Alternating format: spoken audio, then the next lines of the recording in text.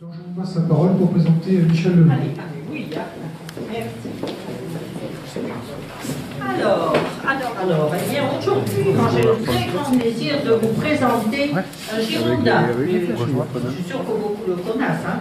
Non seulement un Girondin, mais un Bordelais. Mais mieux encore, un Homo sapiens sapiens. Mais vous savez, il ne faut pas se fier à son arôme des bois. Et Dieu sait qu'il les aime, les bois. Et surtout leur tranquillité. Hein. Car c'est quelqu'un qui est parlé de diplôme. Alors je vais vous dire quand même tout ce qu'il a eu. Parce qu'on passe pas une vie au milieu des bois quand même sans avoir étudié. Alors, il est en retraite depuis peu, mais ça reste un homme très actif. Un homme de terrain actif. Alors, il est chargé de recherche honoraire au CNRS, chargé de cours à l'Université de Bordeaux 2, maître en sciences à l'Université de Bordeaux, docteur de 3e cycle en géologie approfondie à l'Université de Bordeaux, thèse d'État, en 1983, et en 1970, thèse universitaire, c'est ça? C'est la mère, pardon. 3e cycle, c'était en 1970, un doctorat d'État et sciences. C'est le... Voilà, le saumon. Enfin, non, le saumon, c'est le dernier diplôme. Donc il est docteur d'État en sciences. Hein. Il a fait également une thèse sur le paléolithique des basses vallées de la Dordogne, la vallée de la Course. Oui, en Gironde, ici. Dordogne et Garonne. Voilà.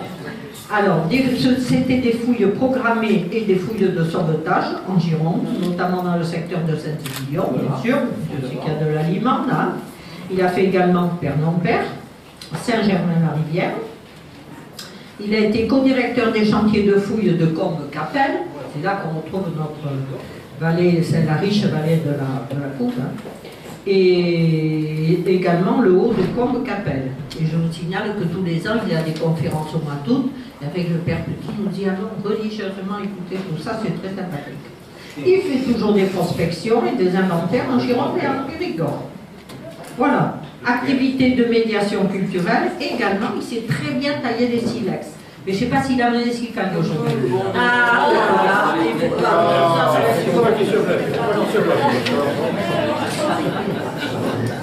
bon, voilà, donc vous avez bien compris que nous nous fournissons depuis très longtemps avec Michel. C'est un peu un ménage à trois, il y a toujours le Père Petit derrière. Nous avons assisté à sa thèse d'État en 1983. Vous voyez, ça ne rajeunit pas. Bon, il avait écrit 2 gros bouquins. Hein. Deux gros bouquins. Et lorsque ses juges et professeurs lui ont donné son diplôme, savez-vous ce qu'ils lui ont dit? Ils lui ont dit, Michel, vous avez bien travaillé, vous avez très bien travaillé, mais maintenant, il faut vivre. Mais je ne sais pas s'il les a bien écoutés, parce qu'il a toujours continué au milieu de ses bois, au milieu de... Voilà. Bon, alors il faut reconnaître quand même que à l'époque de ses études, on était quand même versé, vous savez, après la guerre de 40, la guerre de 14-40, ça avait compté toutes ces fouilles. Mais il ne faut quand même pas oublier que les origines de la préhistoire, c'est quand même le 19e siècle qui était très riche en fouilleurs, en or de grande valeur. Hein. Donc on a été versés, nous aussi, hein, les fouilles archéologiques, tout ça, après la guerre de 40, ça a commencé vers 1900, ça a repris vers 1960 à peu près, ça un petit peu avant, mais bon, il n'y avait pas trop de sous à l'époque. Il y en a toujours eu des fouilles, mais c'est vrai que ça s'est institutionnalisé après la dernière guerre. Voilà. Avant, il y a eu un moteur à partir de 1960. Maintenant, c'est vraiment institutionnalisé. Bon, alors donc au 19e siècle, il faut quand même penser qu'un des pionniers a été, bon, Darwin, ça a été, lui il a parlé de tout, hein, on n'a pas encore compris tout ce qu'il a dit, mais il y a surtout eu Boucher de Perthes. Boucher de Perthes, il a fait beaucoup pour la préhistoire. C'est le père de la préhistoire, voilà. Ce qui n'est pas tout à fait vrai. Là. Il y a eu Piette aussi. Il y en a eu d'autres un peu après. Oui, un peu après Piette, oui. Piette, on lui doit la dame de Brassampouille et le magazine en habillage quand même. Hein. Voilà. Ah, donc après, on arrive un petit peu à notre 20e siècle et c'est là, en 1904, que se crée la Société de préhistoire française. Donc c'est très vieux, ça n'a jamais qu'un peu plus d'un siècle. Hein. Voilà, on a fait 2 centenaires il y a quelques années. Et puis bon, ce XXe siècle, alors là évidemment, tout le monde a bien compris qu'on pouvait fouiller, on trouvait des tas de choses, alors on trouve pléthore de chercheurs, mais alors surtout des chercheurs en soutane. Et oui, parce qu'il y a eu nombre d'abbés qui fouillaient, et à l'époque ils avaient soutane, ils fouillaient avec leur soutane. Alors l'un des plus célèbres, un jour il faudrait quand même faire une conférence sur l'abbé Breuil. Il a eu une vie extraordinaire. Elle le fait Julien, voilà, 90 ans, Julien. Non, alors, l'abbé Breuil, il a eu une vie extraordinaire, il est allé dans le monde entier, c'était un curé vraiment bon. Et chez nous, nous avons eu l'abbé Labri, l'abbé Labri en Montre-de-Mer, et l'abbé Waro à Rosan. Et alors, ils étaient en soutane aussi, mais il fallait tous les deux aller les chercher sur les lieux de fouille, parce qu'ils avaient oublié les messes de mariage ou de baptême. Et oui, ils fouillaient, ils trouvaient. Ah, venez chercher monsieur le curé, vous avez oublié le mariage de ma fille. Ah, bon, il y allait comme il était, sur le pas très fort, on l'a fait y aller quand même. Voilà. Alors donc, vous avez bien compris que début XXe siècle, bon nombre de curés, avec leur soutane, fouillent, mais ça déplaît quand même au Vatican. Et le pape, alors c'est le pape Pie X, en 1907, il écrit, et il condamne le relativisme scientifique. Ça ne les plaisait pas trop, mais enfin, bon, n'en ont pas tenu compte, ils ont fait leurs affaires. Alors là, l'abbé Breuil, bien sûr, on n'a pas pu l'arrêter, hein, et c'est avec ses soutanes relevées. Ça lui a permis de parcourir quand même le monde entier pour fouiller et confirmer sa préhistoire, parce qu'il a fait un travail quand même très riche, très intense. Voilà. Mais notre Michel, à nous, il a surtout grandi et étudié avec 2 maîtres incontestés, qui étaient mariés femmes. Moi j'ai connu la femme, le mari je crois qu'il était mort quand je l'ai connu. Alors c'était les professeurs Borde. Oui, voilà. Quelle station au tramway d'ailleurs. Voilà, il avait un sacré caractère, le père Borde, hein, je crois, Michel. Oui, c'était un caractère. C'était un homme bon. Oui, voilà. Il avait un mauvais caractère, mais c'était un homme bon. Oui, c'était un homme Il avait très grave savant.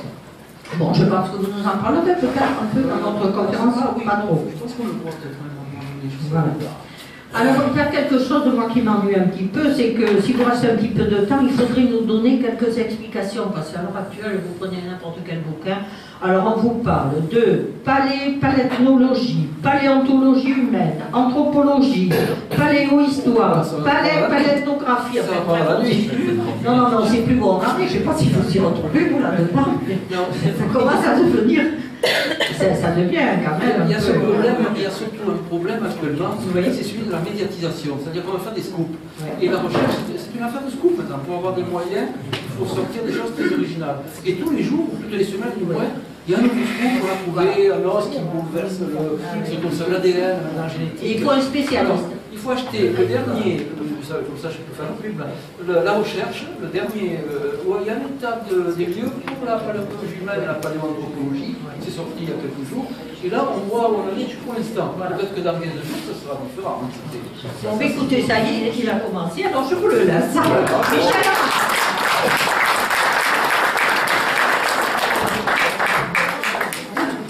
C'est difficile de l'avaler, je déteste les micros. Comme ça. Ah, voilà, d'accord. Ok, on recommence alors. D'accord, alors je dois dire que je suis très content d'être ici, d'une part parce que le lieu est prestigieux, beau d'ailleurs. Et j'ai dû déjà venir ici faire une conférence. Mais la première que j'ai faite à Saint-Émilion, il y a peut-être plus de 30 ans. C'était l'époque glorieuse, on en parlait tout à l'heure, où Mme Braque, Mme Darfeuille organisaient les conférences, et il y avait le père Pro, Migou Pro, que certains ont connu, et qui a été un historien local renommé, puisqu'il avait fouillé le Jean du Vidon, qui lui est à Juillat.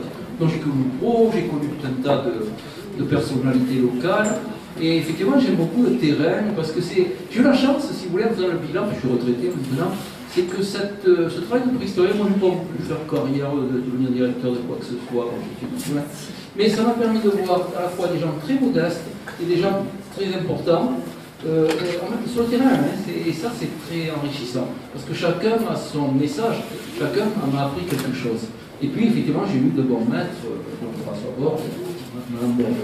Voilà, alors je vais vous parler d'outils. Hier j'étais à Cachon, mais je n'ai pas parlé d'outils, j'ai parlé des méthodes de la préhistoire, montrer un peu ce que les préhistoriens font au niveau professionnel.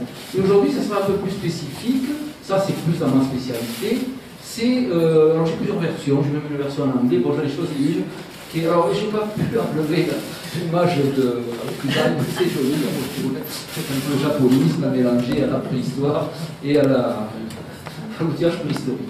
Voilà, alors l'outil c'est très important pour nous, préhistoriens, d'une part parce qu'on en trouve lors de prospection, de fouilles, de sondages, mais aussi parce que le fait que l'outil a une pérennité très grande. Vous voyez, on va prendre, je prends souvent cet exemple, tout à l'heure je vais tailler, peut-être, quelques gestes, et puis on va laisser admettons qu'il n'y ait pas de technicien de surface, c'est le mot consacré à l'heure actuelle, à Saint-Émilion, et que le tas de taille reste au sol, enfin les éclats, les percuteurs, je vais les remporter. Bon, et bien, dans 10 000 ans, si il n'y a pas un tremblement de terre ou une bombe qui tombe sur ce bâtiment, ben, qu'est-ce qui va rester? Peut-être les murs, dans 10 000 ans, je ne sais pas, les murs, hein. Mais les plastiques, les chaises, tout le cuir, nous, on sera sur notre galaxie, le bois des portes de WC, tout ça aura disparu, mais si personne n'a fait le ménage entre-temps, il y aura les éclats. Vous voyez, ça, c'est quelque chose qui n'est pas fongible. Alors, effectivement, il peut y avoir un ruissellement, ça peut être déplacé, mais ça ne va pas fondre. C'est de la silice, ça se conserve très bien au cours du temps.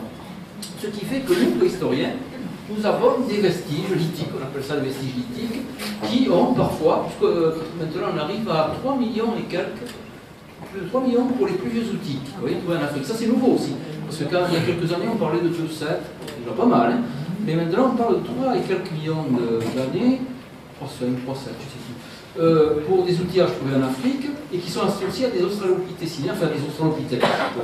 Donc c'est plus long l'Homo habilis, qui est considéré comme l'auteur des plus anciennes industries, ça serait plutôt des australopithèques.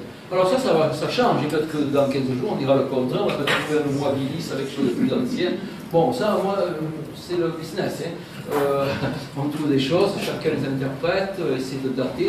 Et les généticiens ont beaucoup apporté, effectivement, peut-être pas forcément dans le bon sens parfois, mais ils ont beaucoup modifié la vision qu'on avait de la préhistoire. Pendant longtemps, donc, quand on trouvait des restes humains, on faisait une étude purement anatomique, anatomique, morphométrique si vous voulez.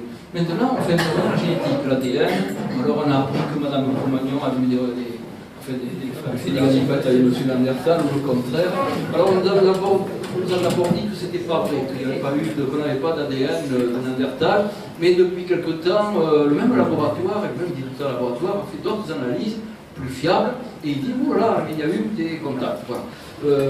Donc vous voyez tout ça, oui, ça change tout le temps, mais moi je suis dépassé par ça, mais en fait je me tiens quand même au courant. Alors je vais surtout illustrer ce qu'on avait dit dans le résumé, que ça serait imagé, et j'aime beaucoup l'image, donc je vais montrer des images. Alors, vous avez là sur la première, sur cette diapo de couverture, vous avez un galet. Un galet, je vais peut-être porter d'ailleurs des galets, je vais en tailler. Un galet qui est taillé, qui porte des enlèvements. Alors ça on en trouve. On en trouve dans la rivière, dans les alluvions de la Dordogne.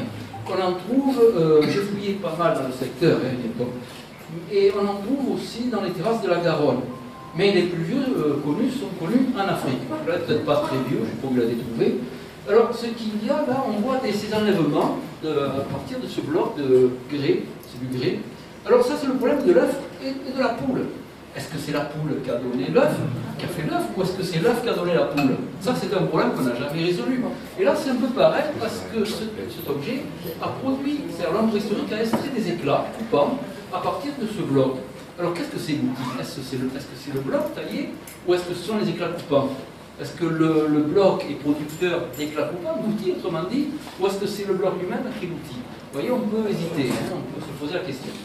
En revanche, celui du milieu est plus... Alors c'est moi qui l'ai fabriqué, mais bon, ça ressemble à un vrai. C'est un biface HLR. Vous en aviez dans les vitrines du musée quand les collections étaient présentées. Et le troisième, c'est un biface plutôt moustérien, c'est-à-dire lié à l'homme de Néandertal, c'est toujours moi qui l'ai fait, mais en fait, celui-là, oui. Mais il est fait comme si ça avait été fait par un homme de Néandertal.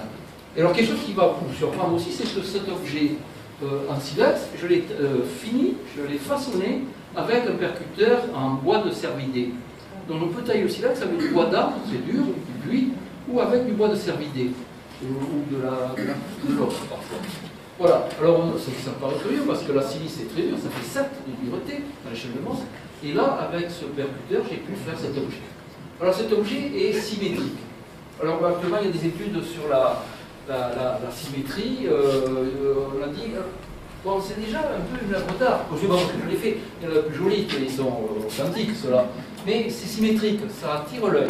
Alors il y a des petits malins anglo-saxons, mais quand vous faites des petites anecdotes et des trucs un peu amusants, il y a des Américains qui ont publié dans une revue internationale, en anglais, alors ça fait sérieux, que les belles néandertaliennes, quand elles voyaient, quand dans le groupe de la néandertalienne, il y avait un tailleur, bon, on ne sait pas qui taillait, c'était les femmes ou les hommes, je ne sais pas, mais qui faisait des faces symétriques, elle voyait en lui le mâle reproducteur potentiel du groupe, vous vous rendez compte?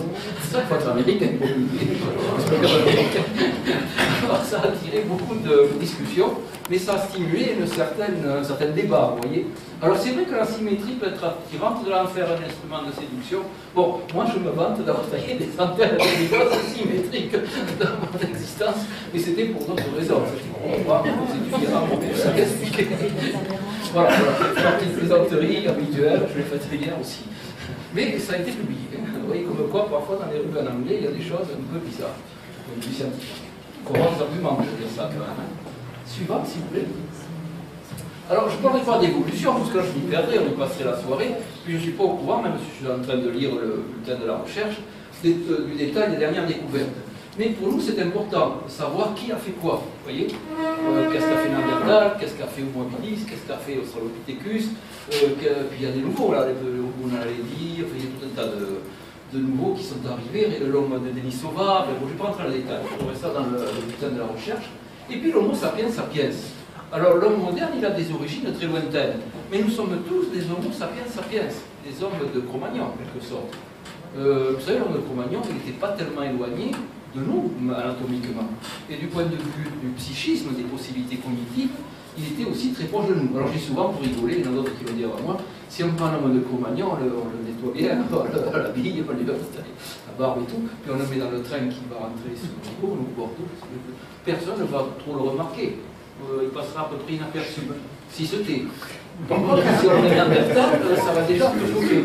Alors il y en a qui disent oui, tout le monde va quitter le train pour aller prendre un autre wagon. Mais si vous mettez un Homo habilis, alors là, tout le monde, là, les gens ne monteront même pas dans le train. C'est vrai qu'il doit être très différent de nous anatomiquement. Mais Cro-Magnon, il est un peu grand. Il y a une variabilité actuelle qui est grande aussi dans la morphologie des visages et autres.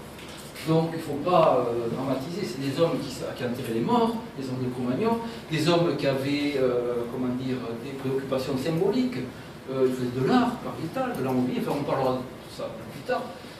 Donc ce n'était pas uniquement le problème comment dire, domestique, manger et survivre, il y avait d'autres préoccupations. Et peut-être le Néandertal aussi, puisqu'on trouve des formes de symbolisme chez Néandertal maintenant, et Néandertal qui est longtemps passé pour une brute épaisse, est réhabilité. Dans l'école française, enfin l'école occidentale, les Américains, il y a quelques écoles qui tendent toujours à le minimiser, vous voyez. Ça, je ne sais pas pourquoi d'ailleurs, mais ils ne veulent pas admettre que Néandertal pouvait avoir les mêmes capacités cognitives que les Cro-Magnons. Bon, vous n'avez pas tout à fait les mêmes, mais Néandertal était quand même assez évolué. Et le biface que j'ai montré tout à l'heure, bon, Néandertal savait faire ça, ça demande quand même une certaine préparation, une certaine préconception, si vous voulez, de l'objet. Suivante, s'il vous plaît. Le tableau, je ne vous compte pas. Ah voilà, alors il y a des reconstitutions à l'heure actuelle, vous avez vu ça à la télévision, hein, il y a des feuilletons qui passent, ou des films, certains très sérieux, d'autres plus, comment dire, plus imaginatifs, si je puis dire. Mais il y a une dame, Madame Elisabeth, qui est capable, à partir de restes osseux, de reconstituer des morphologies en 3D. Pendant longtemps, on a fait des dessins, hein, des reconstitutions d'hommes de Cro-Magnon, de l'homme des picturales, des dessins. Maintenant, ça se fait en 3D.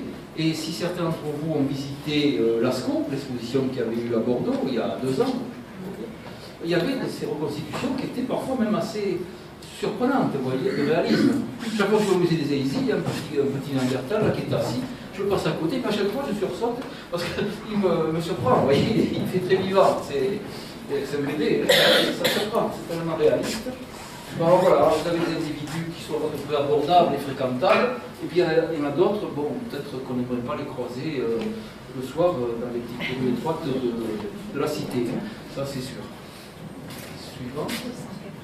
Voilà. Alors, ce qui a servi longtemps aussi pour étudier les outillages, leurs fonctions, la façon dont ils étaient fabriqués, c'est l'ethnologie, l'ethnographie comparée. Mais bon, alors il y a des choses qui sont des universaux qui se sont transmises au cours des temps et qui sont pratiquées à l'heure actuelle. Il y a des gens qui travaillent le bois. Les pires sont les pygmées, parce que les pygmées, ils ont travaillé essentiellement le bois. Imaginez pour un préhistorien, un campement de pygmées, ça laisse rien. C'est du bois, ça va pousser. Il n'y aura pas de cylindre, il n'y a pas de pierre. Bon, maintenant, ils ont peut-être on appelle ça des portables et autres, hein, c'est possible. Mais à une époque, c'était essentiellement du bois et du végétal. Et ça se conserve mal. Ça aussi, c'est quelque chose qui est important. Le végétal pour les périodes paléolithiques. Je ne parle pas de tout ce qui est plus récent, la préhistoire récente ou la auto-histoire, mais pour le paléolithique, le végétal est très rarement conservé. On a quelques épieux, je crois qu'on en verra plus loin. Alors il y a des choses qui sont intéressantes quand même sur une de ces reconstitutions, c'est la pêche à l'arc. Pourquoi pas? On pourrait pêcher poisson, il suffirait de les harponner, et il y a des populations qui ont pu le pratiquer. Et puis les aborigènes, qui eux, quand les Européens sont arrivés en Australie, ils ont posé des lignes électriques. Et les aborigènes faisaient des pointes de flèches, comme moi je fais, et en verre, à partir des isolateurs des lignes électriques. Ils faisaient de très belles choses d'ailleurs, hein, au niveau technique. Ils ne savaient pas tout à fait comme nous on taille, les gens de l'Europe. Mais ils ont des techniques très intéressantes, enfin des méthodes plutôt très intéressantes. Suivante. Alors les matières premières, alors là j'ai pris des exemples d'ailleurs plus ou moins locaux, je pense qu'il n'y a pas Castillon-la-Bataille, vous voyez, Castillon-la-Bataille se trouve ici, et là il y a des formations de silex, il y a des dépôts de silex lacustre, le silex lacustre de Castillon, et parfois il y a des accidents siliceux dans le silex. Il y a des gisements sur les pentes avec ce silex lacustre qui a parfois été exploité par l'homme préhistorique. Mais l'homme préhistorique, il se ravitaillait aussi dans les alluvions de la Dordogne. Parce que la Dordogne draine, si vous allez en bordure des rivières, quand c'est très sec l'été, vous allez au droit de Saint-Jean-de-Blégnac, dans ces coins-là, il y a plein de silex dans les alluvions. Et ça vient de Dordogne, c'est transporté par la rivière. Il y en a jusque sur le littoral d'ailleurs. Donc les hommes préhistoriques connaissaient parfaitement les approvisionnements quand ils affleuraient, enfin les lieux d'approvisionnement possibles quand c'était affleura. Alors ça ne veut pas dire d'ailleurs que ce qui leur était accessible est accessible actuellement. Il y a des endroits où il y a des alluvions qui cachent les affleurements anciens. Il m'est arrivé, je racontais ça hier aux Arcachonnais, un hiver j'avais besoin de percuteurs pour tailler, il me fallait des galets. Il avait neigé, j'avais besoin de percuteurs, j'en manquais, c'était cassé, mes percuteurs de pierre, c'était quelques-uns. Donc je suis allé dans la campagne, essayant de trouver des percuteurs dans les graves, dans le nord de Bordelais. Mais il y avait tellement de neige, ça faisait peut-être 80 cm, 1 mètre de neige, que je ne voyais pas les galets. Je ne pouvais pas m'approvisionner, vous voyez. Et donc, ce qui était accessible à certaines époques du paléolithique, de la préhistoire, ne l'est peut-être plus maintenant, et réciproquement. Donc, il y a dans ce secteur de Castillon des matières premières, il y en a aussi en entre-deux-mers, des matières premières lacustres, mais il y a également tout ce cortège, oui c'est le mot, ce cortège alluvial qui vient d'en amont. Et en bas, vous avez des industries, alors ça c'est trouvé d'ailleurs dans le secteur castillonnais, c'est une industrie moustérienne liée à l'homme de Néandertal. Et ça, c'est plus récent, ça ne pas que vous l'entendez. Non, ça, c'est du basadé, c'est du moustérien aussi. C'est du moustérien. Moustérien, l'homme de Néandertal a fabriqué des racloirs, des encoches, des denticulés. On verra ça plus loin. Mais l'homme politique supérieur a diversifié ses outillages et il a surtout fabriqué, enfin, il a inventé les armatures pour la chasse. Les armatures, on verra ce que c'est. Je vais filmer ça tout à l'heure. Suivant, s'il vous plaît. Alors, les matières, j'aurais dû dire ça au début, d'ailleurs, il y a les matières minérales. Il y a, dans le minéral, il y a les colorants. Alors, il y a beaucoup de gens au laboratoire, à l'heure actuelle, qui étudient les colorants. C'est long, Tenir un stéroso. Ils étudient les colorants pour le simple. J'ai appuyé sur le. Oui, ça va. Là, il marche. Voilà. Ah, voilà. Tenez-le si possible. Je vais la balayer ici. C'est pas très adapté, il faut aller en D'accord, on va essayer. Ok, j'aime pas beaucoup ça. Donc, ils utilisent les minéraux, les pigments. Alors, actuellement, au laboratoire, il y a beaucoup de gens qui étudient le symbolisme et qui essaient de voir si l'usage des colorants, des pigments étaient antérieurs à l'homme de Cro-Magnon, si Néandertal déjà pratiquait ça. Et on connaît des colorants, on en connaît aussi en Afrique, associés à des hommes modernes, mais dans le Middle Stone Age, c'est-à-dire quelque chose qui est quand même assez ancien par rapport à l'époque où vivait l'homme de Cro-Magnon ici, dans l'Occident, l'Europe occidentale. Mais ça, c'est intéressant. Puis il y a aussi les matières osseuses, ce qu'on appelle les matières dures organiques maintenant. Alors il y a l'ivoire, il y a l'os, Qu'est-ce qu'il peut y avoir? La corne, mais la corne n'est pas conservée. Bon, il y avait le bois, mais le bois, les bois de cerf, les bois de cervidés, les bois de rennes, les bois d'élan. Il y a les coquilles aussi, qui ont souvent été utilisées pour faire des éléments de parure.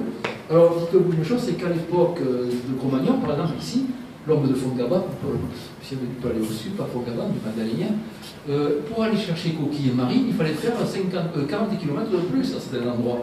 Le plateau continental était exondé, et il fallait marcher pour arriver jusqu'à la côte, pour avoir le littoral. Bon, on dirait qu'il pouvait y avoir des coquilles sur le plateau continental. Il y avait des zones où il n'y avait pas eu de dépôts marins, donc il fallait aller assez loin. Et il y a aussi une ressource, ce sont les gisements fossilifères.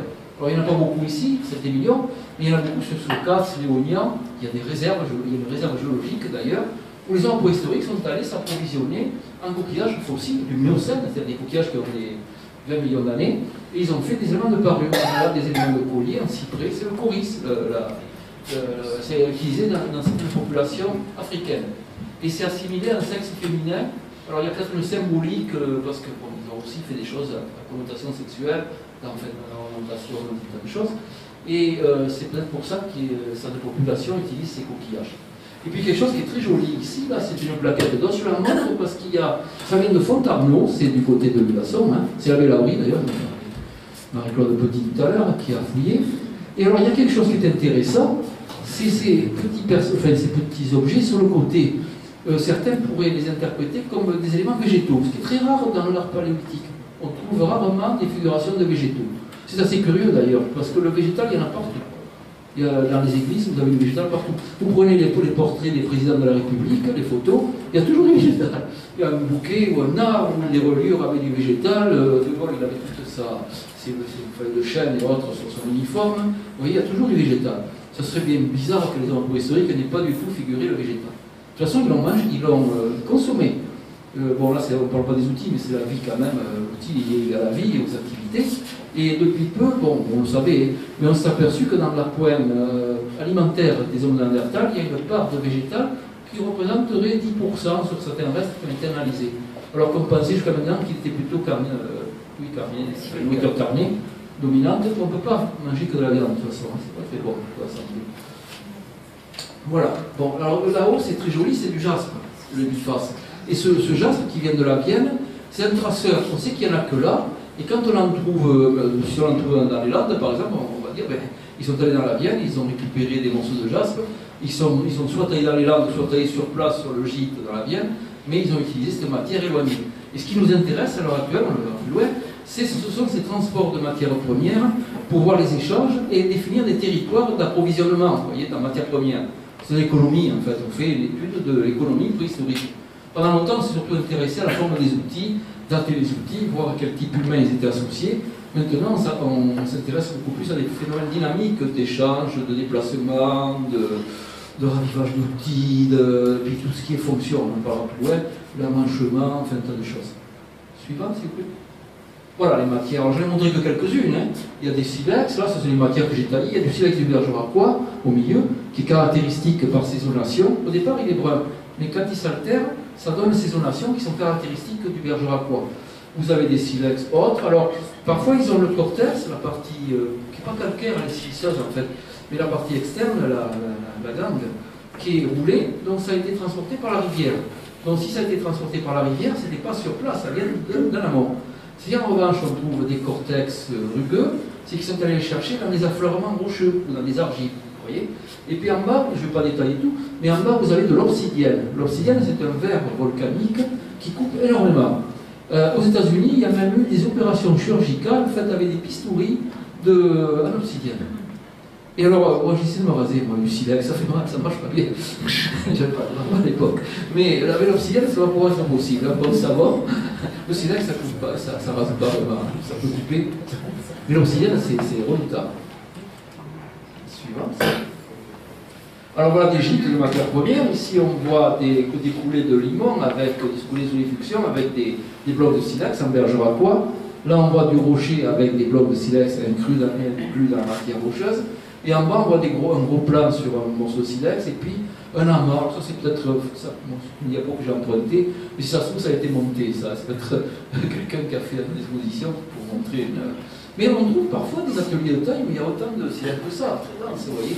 Quand ils sont arrivés sur des gîtes, ils ont taillé, débité, gaspillé. Quand ils en avaient beaucoup, ils gaspillaient. Quand une matière est rare et de qualité, on l'économise. C'est tout à fait normal. Suivant. Et puis, on peut étudier les silex à partir, la matière elle-même, à partir des fossiles. La micropaléontologie. Et actuellement, il y a des études de lithique, enfin de pétrographie, à partir des fossiles et de la composition de ces roches qui sont essentiellement siliceuses. En fait, du silex, qu'est-ce que c'est? C'est une gelée de silice avec des organismes qui sont siliceux. Ça se met, alors ça se dépose dans l'océan, enfin dans l'eau, et puis ça fait une sorte de boue qui va par compaction, et puis avec les phénomènes concomitants, se solidifier en quelque sorte, et donner une roche très dure et très coupante. 7, la dureté c'est 7. Le diamant ça fait 10 dans l'échelle, et l'acier ça ne fait que 5. Vous voyez? Donc un couteau en silex. Alors on va raconter l'histoire. C'est dans un parc, il y avait un garde du parc, un Indien, et il voulait dépecer un bison pour récupérer la peau. Et il y avait un préhistorien, c'était un joaillier en fait, mais il taillait très bien la silex, et l'obsidienne, il avait taillé des lames en obsidienne. Et le gars, il m'en donne quelques-unes pour que j'essaie pour dépecer le. Je ne sais plus ce que c'était, c'est quoi. Et bon, d'accord, ok, il me donne. Et le gars est revenu quelques temps après, il dit écoute, c'est mieux que le poignard, est-ce que tu peux pas m'en faire d'autres? C'est de dire que ça coûte. Suivant. Alors là, bon, je ne veux pas rentrer dans les détails, mais vous avez la matière première, au départ, on part d'un bloc, c'est la chaîne opératoire. Le nucléus, c'est la matrice en quelque sorte. Les produits, mais c'est les éclats, les lames, si on débite des lames ou des lamelles. Alors après, il y a des outils qu'on utilise comme ça, sans modification, mais un éclat, vous pouvez couper avec un éclat. C'est le meilleur outil, un éclat qui coupe. Il racle pas, il coupe. Puis après, il y a tout ce qui est confection de l'outil, les outils retouchés, façonnés. Le biface, il est façonné. En fait, le biface, c'est une sculpture, ni plus ni moins. Quand je fais un biface, je fais un objet sculpté. Si je retouche un bord de lame pour faire une lame racloir ou un bord d'éclat, c'est un objet retouché. Et ce n'est pas du façonnage. Alors de même que nous, dans notre langage, on distingue les techniques des méthodes. La technique, c'est quand je me sers, par exemple, d'un galet pour débiter. Ça, c'est la technique percussion au percuteur dur, au galet. Si je me sers d'un bois de renne pour retoucher un bord, c'est une technique de percussion avec un bois de cervidé, avec une matière dure animale. Mais la méthode, c'est l'agencement. Si je veux faire un beau biface, c'est toute une méthode de fabrication dans le crâne. Enfin, mental template, ils appellent ça les anglo-saxons. C'est-à-dire que je préconçois mon objet. Alors je ne fais jamais exactement ce que je veux, parce que des fois je fais un éclat trop épais et je ne vais pas avoir le volume que je voulais au départ. Dans ma vie, j'en ai fait des centaines de petits, mais j'ai jamais fait deux fois le même. La pire des méchancetés qu'on peut me faire, c'est de me demander, d'ailleurs on l'a demandé une fois pour une espèce, faire des outils parfaitement ou presque parfaitement identiques pour faire des cellules, pour faire des études de déplacement d'objets. J'étais très ennuyé parce que faire deux fois le même volume, même poids, même taille, c'est impossible. Impossible. C'est pas comme dans un moule. Quand on va parler du bronze à la fin, on verra que les moules permettent de reproduire des haches en bronze calibrées en quelque sorte. Bon, alors après, qu'est-ce qu'il y a? L'utilisation, ça c'est très important. Et puis au bout d'un moment, ça s'use. Un couteau qui a beaucoup servi s'use. Alors je me rappelle quand j'allais chez mes tantes à la campagne, il y avait des couteaux qui coupaient le jambon. Vous avez dû connaître ça. Hein. Et ils étaient raffûtés. Et à la fin, il n'y avait plus de lame. Il y avait le manche, et puis il y avait une lame qui était filiforme, ça coupait toujours. Mais ça ressemblait plus du tout à un couteau. Après, il y a tout ce qui est usure. Alors, on peut voir des usures, des polis, des micropolis. Alors, on en parlera tout petit peu plus loin. Et puis, là, les traces d'enmêchement, de fixation, surtout pour les armatures. Et puis, le recyclage. Parfois, on a un outil, moi ça m'arrive souvent, j'ai fait un duratoire. Oh, allez, j'ai plus besoin de duratoire, je vais faire un burin. Je transforme l'objet en burin, ou en perçoir, ou autre chose. Et puis, le rejet, on l'abandonne. Heureusement qu'ils abandonnent, c'est comme ça qu'on les trouve. S'ils partaient dans un autre univers avec leurs outils, on ne pourrait plus faire d'autres métiers, non? C'est un peu embêtant. Suivant. Alors, ça, c'était le roi Gourand qui avait monté ça, ça a été repris par Clopès. Il avait calculé la longueur du tranchant. Alors, effectivement, quand on fait des lames très allongées, il y a beaucoup de tranchants. Mais ça ne veut pas dire que le tranchant qui servait. Parfois, peut-être que d'autres parties de l'objet servaient. Le tranchant, c'est une chose. Pour voir s'il a servi, il suffit de l'observer au microscope et voir s'il y a des traces d'usure. Mais le roi Gourand a fait ce calcul. Alors, il disait, ouais, on va les tailler, il n'y a pas beaucoup de tranchants, peu productif. Et puis, des lames ou des lamelles, alors ça fait beaucoup de tranchants pour le même volume de matière, vous voyez. C'est un calcul un peu simpliste. Mais après tout, ça correspond quand même à une certaine réalité. Bon, on ne va pas s'attarder là-dessus. Suivant, s'il vous plaît. Ah, ça c'est amusant. C'est un peu ce qui se passe dans les campements, vous voyez. Alors on voit un bonhomme là, qui est en bordure de rivière, au début. Il est en train de tester les silex qu'il a récupérés dans les alluvions. Et puis le groupe s'en va avec des nucléus préformés, des matrices qui sont préformées, en prévision de les débiter dans le campement. Alors ils arrivent dans le campement, puis ils débitent ces matrices, et ils font des lames, des lamelles. Et quand on débite un nucléus à lame ou à lamelle, il y a beaucoup de déchets, parce qu'il faut le remettre en forme à chaque fois. Mais bon, je ne ferai pas ça ce soir. Il y a des films, hein, si vous allez aux Élysées, au musée, vous verrez un tas de bons films d'ailleurs sur ces procédés-là. Et puis il y a des groupes de chasseurs qui s'en vont avec, on appelle ça, toolkit, en anglais, toolkit, c'est-à-dire un ensemble d'objets pour la chasse, par exemple. Quand moi je vais sur le terrain, j'ai toujours un couteau de poche. Je vais en avoir un là-dedans d'ailleurs. Parce que c'est toujours utile d'avoir un couteau pour ne serait-ce que pour casser la croûte. Il faut un couteau. Hier, j'étais parti à Arcachon, puis je t'ai pique-niqué. Je n'avais pas mon couteau. En fait, je l'avais. Alors je me suis servi de spatule de géologue. Je l'ai même pâté. C'est pas pareil. Non, mais c'est, vous voyez, pour le groupe qui s'en va avec son petit sac là, et qui ravive les outils quand ils ont poussé. Ceux-là, ils servent longtemps, vous voyez. Un couteau, on le garde longtemps en général. Soit il y en a qui les aiguisent, il y en a qui les aiguisent pas, mais ça se garde longtemps. C'est ce qu'on appelle en anglais des curative tools. Des outils qui sont curative, c'est-à-dire soignés, vous voyez, usés jusqu'à la corde, si vous voulez. Et puis, après, ils arrivent dans un campement, et avec des outils, ils fabriquent des épieux, par exemple. On peut pointer un épieu avec une lame, une simple lame. Borde le faisait, François Borde, et puis monter les tentes. Alors, pour les tentes, il faut de la peau aussi. Il faut tuer les animaux, récupérer des pelisses. Qu'est-ce qu'il faut? Du végétal. Bon, il y a... Alors, je vais vous raconter une histoire, je vais le raconter aux Arcachonnais. Il y avait eu une expérience de reconstitution de cabane à Valbonne, il y a quelques années. Et ils avaient acheté des peaux de rennes, cher d'ailleurs, ça coûte cher une peau de renne, pour monter des cabanes. D'après, ils avaient fouillé, le gisement avait été fouillé, mais de l'année avant, et ils s'étaient inspirés de la répartition de pierres dans ces gisements pour construire une cabane. Ils pensaient que c'était la structure de base, en fait, les pierres. Après, il y a tout ce qui est piqué. Et ils ont mis des peaux de rennes. Mais au bout de quelques mois, de quelques semaines, c'était de la bourre. De la bourre. Parce qu'ils n'avaient pas traité les peaux. Il y a des vermines qui se mettent dans les peaux. Et les vermines ont mangé les peaux. Enfin, ça partait en bourre, de la bourre.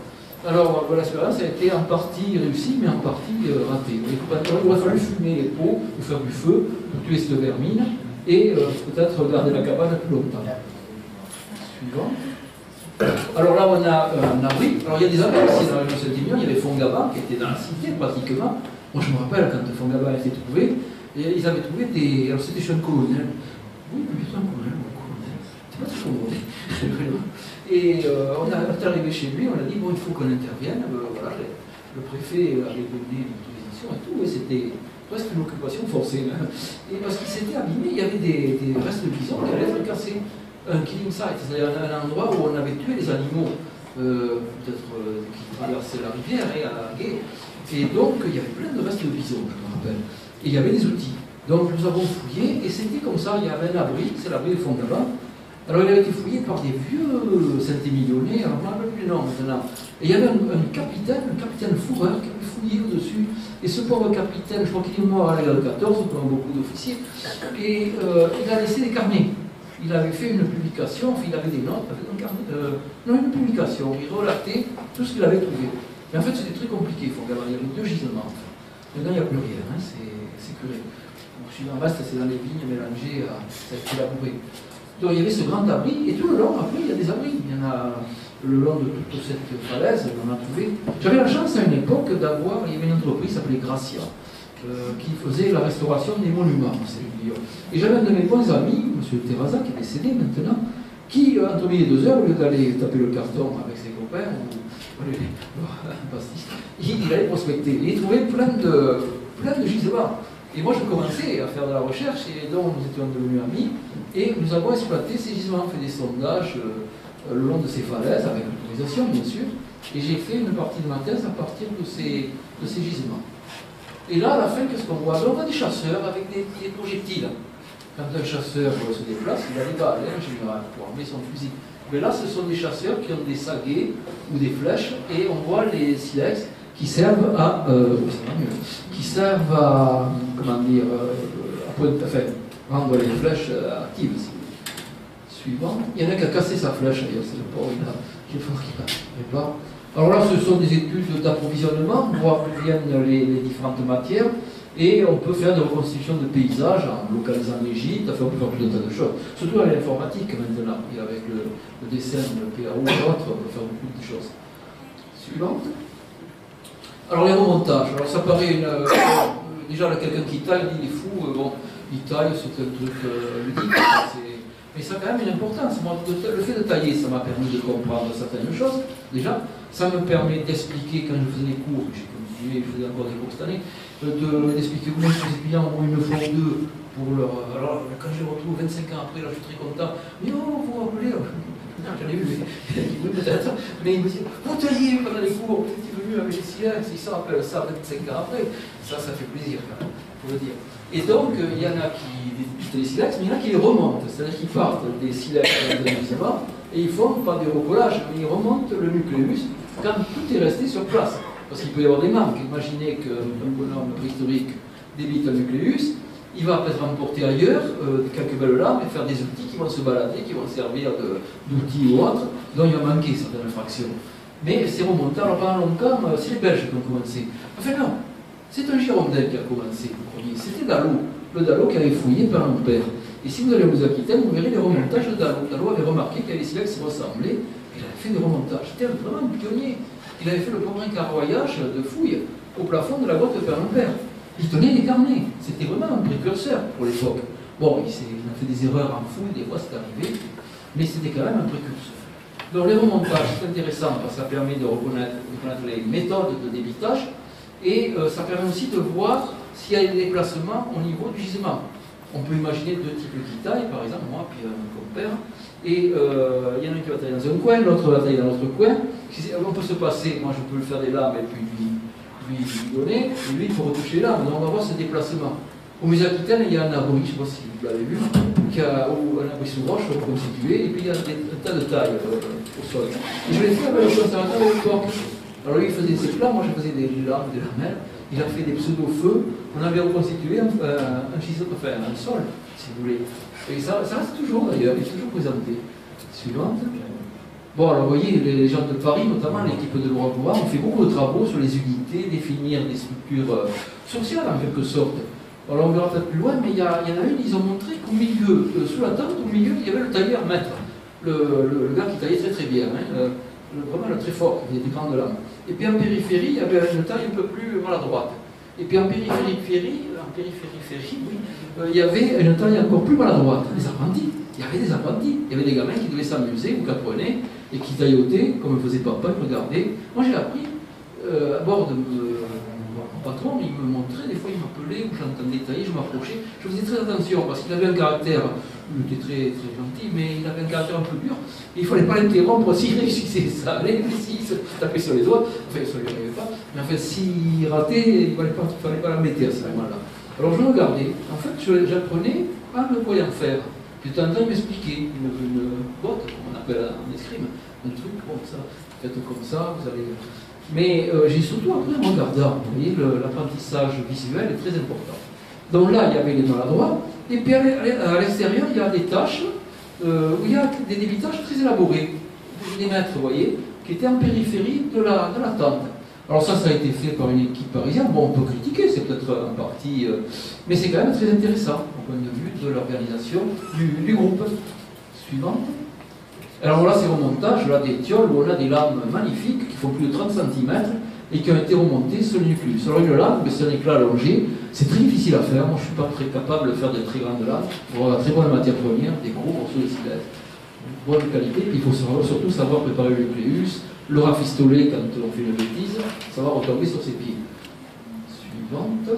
Voilà ce dont je vous ai parlé. Vous voyez l'aire d'activité intérieure, le foyer, le grand maître, avec ses aides.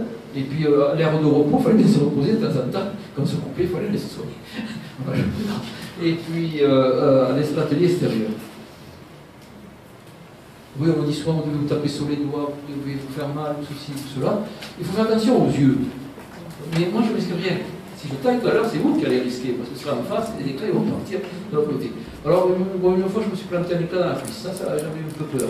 Mais en général, il n'y a pas de gros. Faites attention. Suivante. Voilà, la tracéologie. Alors, ça, c'est très intéressant, parce que moi, je pense que l'avenir, c'est savoir à quoi les outils ont servi, à quoi les outils ont été faits, à quoi ils ont servi. Voir quelles sont les traces d'utilisation, d'usure, d'utilisation. La fonctionnalité, la fonction, si vous voulez, des outils. Alors, il y a des outils qui sont plurifonctionnels ou multifonctionnels. Il y a des outils qui ont une fonction unique. Et puis il y a des outils qui, bon, nous, dans notre groupe, dans notre civilisation, des fois on se sert d'une bouteille pour racler, enfin un morceau de verre de bouteille pour racler un morceau de bois. C'est pas un couteau, on s'appelle pour faire un tournevis. Et on voit qu'on les casse d'ailleurs. Mais au départ, un couteau, c'est pas un tournevis. C'est quelque chose qu'il faut couper. Un couteau sert à un coupant, m'a dit quelqu'un. Il ne sert pas à couper, il sert à un coupant. Mais un couteau, il y a couteau et couteau. Un poignard, c'est pas la même chose au couteau de chasse qu'un petit couteau de table. Vous voyez, il y a tout un tas de variantes. Enfin, on verra tout à l'heure des couteaux. Donc, la tracéologie, c'est très intéressant parce que ça permet de voir sur quelle matière les objets ont travaillé. C'est de la peau, c'est des sèches, c'est des fraîches, c'est de la viande, c'est du cuir, voir si c'est du végétal, ou du bois, ou de l'os, ou du bois de cervidé, si c'était sec ou dur. On peut voir tout ça.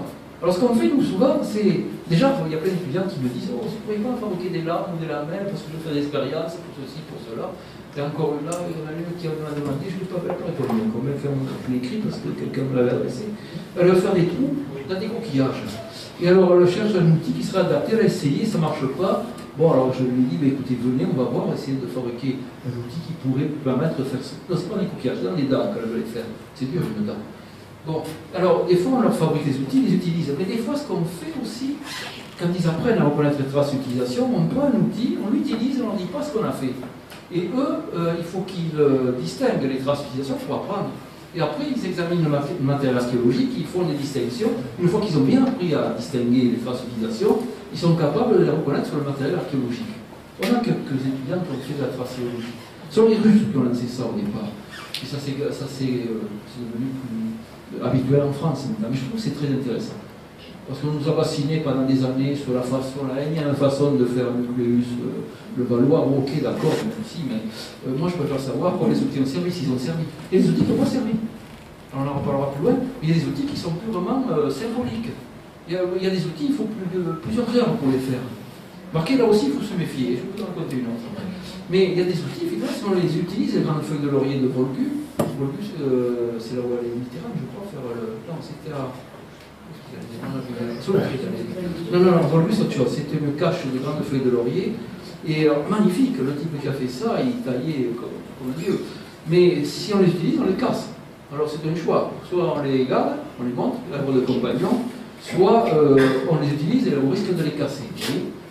Il y a du symbolisme dans les outils.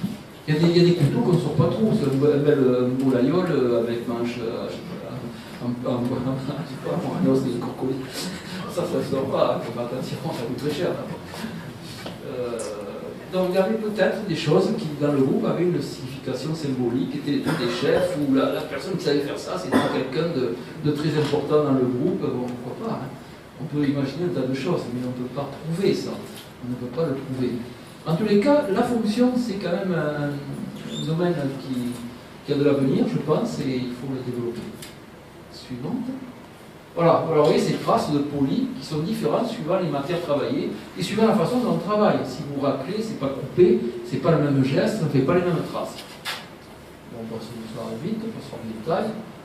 Suivante, s'il vous plaît. Alors les amanchements. Alors on connaît des exemples ethnographiques ou ethnologiques, plutôt ethnographiques d'ailleurs là, d'outils amanchés. Vous voyez, des grattoirs amanchés. Alors il y a des Australiens des aborigènes, qui amanchaient certains outils. Et quand l'outil était usé, il le démanchait et il faisait sortir l'autre extrémité, vous voyez, pour l'utiliser. On connaît des outils comme ça. Et des outils qui ont été très réavivés. On en parlera plus loin. Donc l'amanchement, c'est intéressant. Et c'est vrai qu'un outil à mancher, dans certains cas, est beaucoup plus efficace. Imaginez un couteau, ça manche. Comment se servir d'un couteau, ça manche? On tourne le vis, ah non, ça manche. Ça serait horrible, ça. Il faut le manche.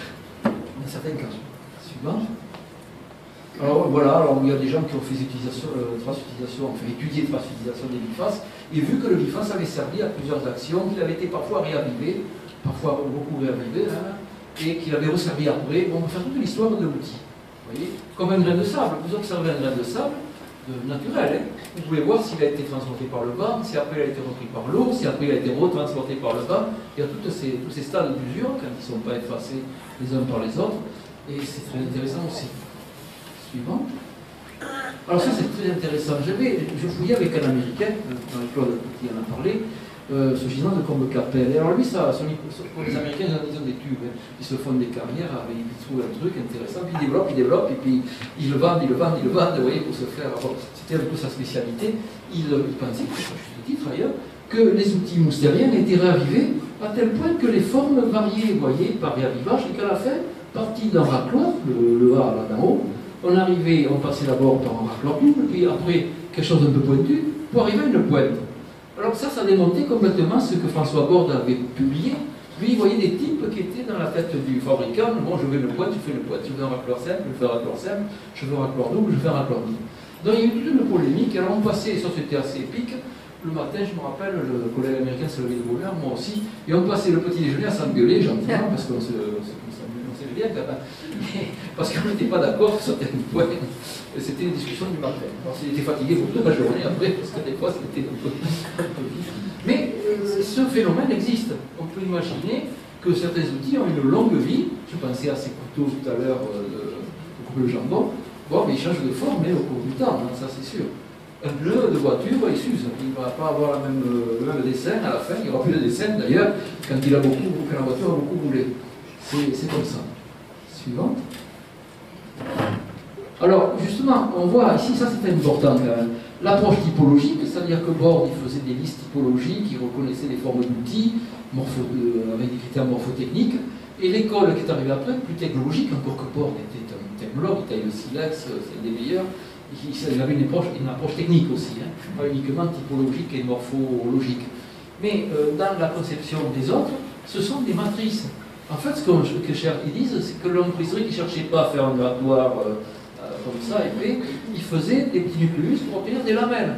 Et ces lamelles servaient d'armature. Alors vous allez me dire que c'est qu'une armature. Alors je vais vous la faire. Une armature, c'est comme un poil de brosse à dents. Si vous avez une brosse à dents mais que vous n'avez pas le manche, c'est impossible de se laver. Imaginez que... alors donc, là, les poils, il y en a beaucoup hein, sur les brosses à dents. Je ne sais pas compter, mais sur les brosses à dents moyennes, il y en a plusieurs, il y en a beaucoup. Ils servent d'armature en fait. C'est eux qui font la brosse à dents. S'il n'y avait pas les poils, on ne pourrait pas se servir de la brosse. Pareil pour les brosses à habits. Hein. Et si un martien, imaginez un martien, quelqu'un d'ailleurs, hein, qui trouve un poil de brosse à dents, il ne saura jamais que c'était une brosse à dents s'il ne voit pas la brosse à dents. Il faut voir la brosse à dents. C'est ça qui donne l'idée de l'outil. Et beaucoup des outils que nous utilisions en silex, en pierre, n'étaient que des composantes d'un outillage plus complexe. Moi j'ai vu des reconstitutions archéologiques d'objets qui avaient plusieurs parties qui s'emboîtaient, avec des décors, avec des fanfreluches. Bon, c'était quelque chose de très complexe parfois. Et nous, préhistoriens, si on n'a pas la correspondance dans le domaine ethnographique, on ne peut pas l'imaginer ça. Il faut être modeste. Hein. Nous, il nous reste la partie dure, hein, la partie minérale, plus souvent. Parfois la partie matière dure organique. Suivante, s'il vous plaît. Alors les nucléus, alors ça vient de Saint-Germain-la-Rivière. C'est des nucléus un peu particuliers qui ont donné des lamelles. Alors il y a eu des études plus récentes par des jeunes, des gars qui travaillent au laboratoire actuellement. Et moi j'avais montré que c'était des nucléus qui permettaient d'obtenir certaines formes de lamelles qui servaient d'armature. Et ça c'est caractéristique d'un des niveaux du gisement de Saint-Germain-la-Rivière qui n'est pas très loin d'ici. Et qui a déjà un squelette d'ailleurs. Un squelette de femme, avec de la parure, avec beaucoup d'éléments de parure, des coquillages percés, tout un tas de choses, ça a été étudié de façon très détaillée par deux collègues. Suivant. Et puis le débitage. Alors je pense que oui, ça c'est moi. On voit l'éclat qui se détache ici. Vous voyez l'éclat qui se détache. Bon là c'est la percussion directe, on verra ça tout à l'heure, ça fait 5 minutes, au percuteur dur. On avait fait ça à la fac. Donc débitage d'éclat. Mais l'éclat lui-même il peut être retouché, transformé en outil, ou servir tel quel. Mais il y a quand même une chose à laquelle il faut penser, c'est qu'on quand on se sert d'un éclat, on peut se couper la main. Donc il y a intérêt à adoucir l'autre bord pour le retoucher, pour éviter de se couper la main. Le pire, c'est les écoles. Quand je vais dans les écoles, je n'ai fait les écoles. Il y a les gamins, en fait, ils s'en foutent complètement de ce qu'on raconte. Ce qu'ils veulent, c'est se ramener un silex à la maison. Alors, ils pissent, et puis à la fin, il y a un rush, il faut Pierre j'ai étouffé une fois à Branne, d'ailleurs, pas loin d'ici, parce que les gamins se sont rués. On était sur une sorte de pouf, et c'était Larieux qui organisait cette séance. Et là, j'ai eu peur, parce que je me suis trouvé comme dans une mêlée de rugby. Et comme je n'avais jamais joué au rugby, j'ai eu quand même une inquiétude. Les gamins se sont rués. Enfin, c'était terrible. Et donc, il faut adoucir les bords pour éviter qu'ils ne se couffent. Alors après, je me pose la question, mais s'ils laissent ça dans les pantalons et que les mamans ne vérifient pas ce qu'il y a dans les poches des pantalons, les machines à laver, elles doivent il faut y penser. Mais bon, souvent, quand je leur donne, je les émoussionne un peu pour éviter des coupures. Voilà. Suivante. Voilà, alors on voit ici le nucléus avec les éclats qui ont été extraits. Ça, c'est une photo, je ne sais pas monter ça. Mais ça, c'est classique, hein. On verra ça tout à l'heure, à partir de la nucléus, là. Je peux envoyer la calcédoine suivante. Le façonnage, alors là, ça c'est déjà plus sérieux. C'est du façonnage bois de Rennes, vous voyez, bois de Rennes. Alors ce bois de bois, ce qui est intéressant, quand on voit ces photos ou ces films, on voit l'outil. Au cours des années, au départ, j'avais un gros percuteur en pierre. Et puis, le premier film qu'on a fait, on l'a fait avec Jean-Pierre Petit. Tu te rappelles? Bon, ça, on peut le raconter. On y va un après-midi, il m'a dit on va faire un film de taille. Et à l'époque, j'avais des percuteurs gros, mais depuis, je m'en suis servi, ils se sont réduits. Et alors, ça avait été terrible parce qu'il avait fait avec le système VHS, ça fait c'était assez. En plus, celui qui filmait, le gars, il avait un problème de vision, il faisait des plans rapprochés qui étaient un peu flous, il faut le dire. Et le soir même, je devais faire un exposé, je ne sais pas où, et Jean-Pierre a passé le film. Et je m'étais coupé pendant la séance, alors j'avais plein de pansements sur les doigts, là je m'étais coupé.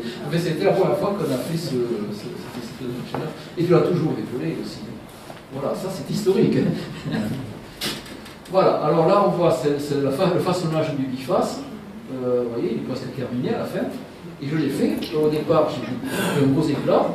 J'ai façonné l'éclat directement, pratiquement avec le percuteur temps. Je peux me servir de buis aussi. Et j'ai fait ce biface. Je ne ferai pas un biface ce soir, ça prendrait trop de temps.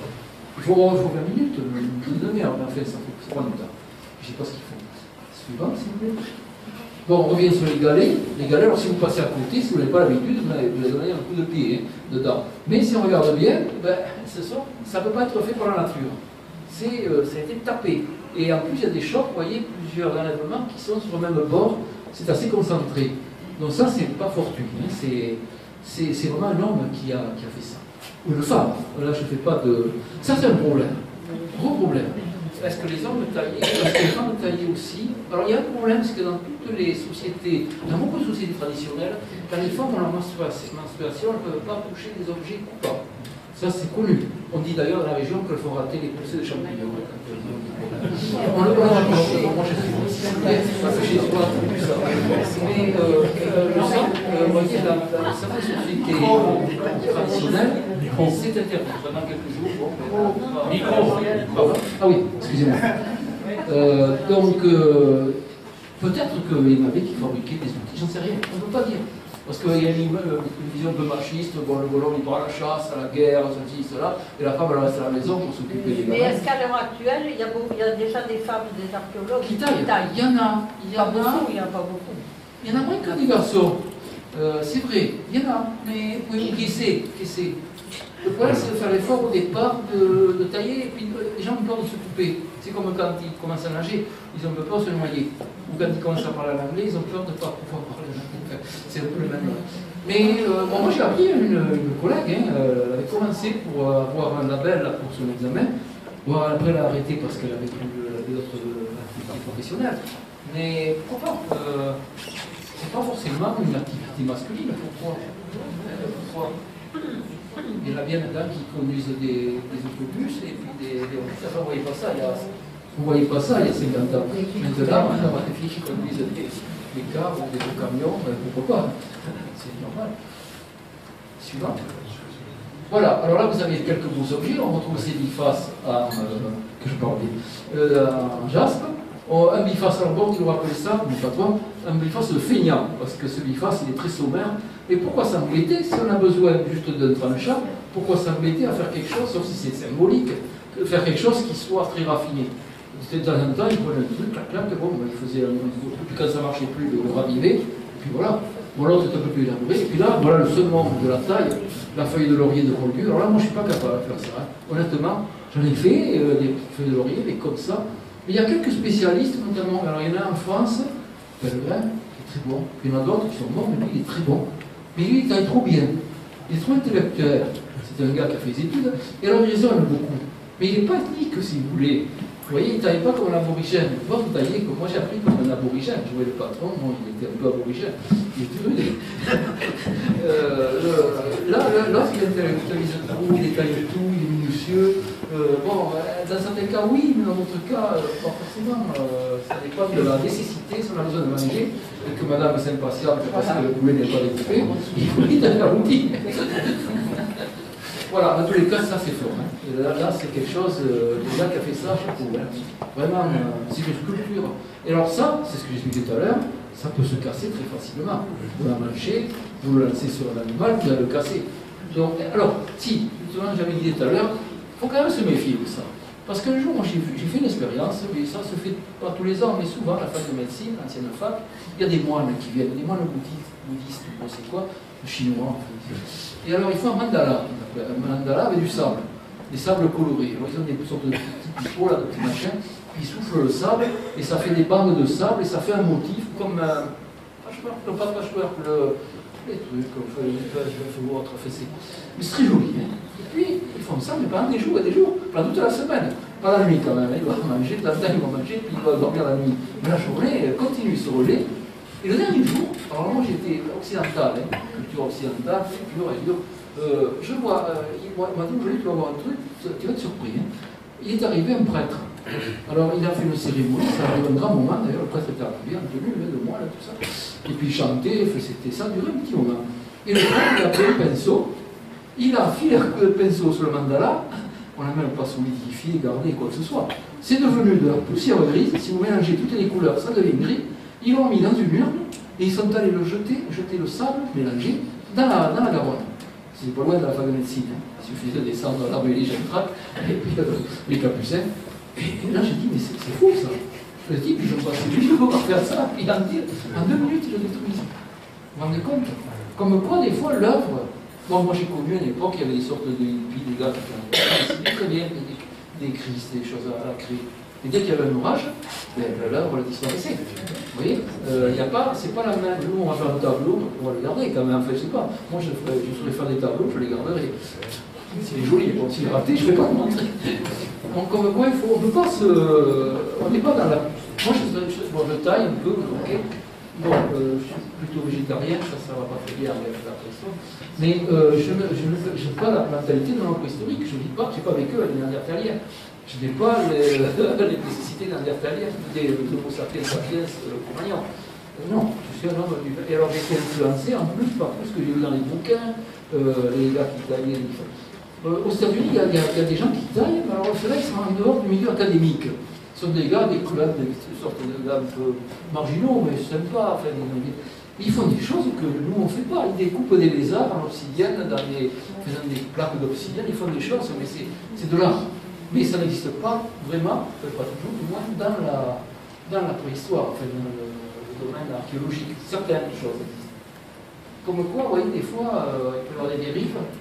Nous, on taille comme on a appris à partir des cours qu'on a reçus, ou des apprentissages qu'on a suivis.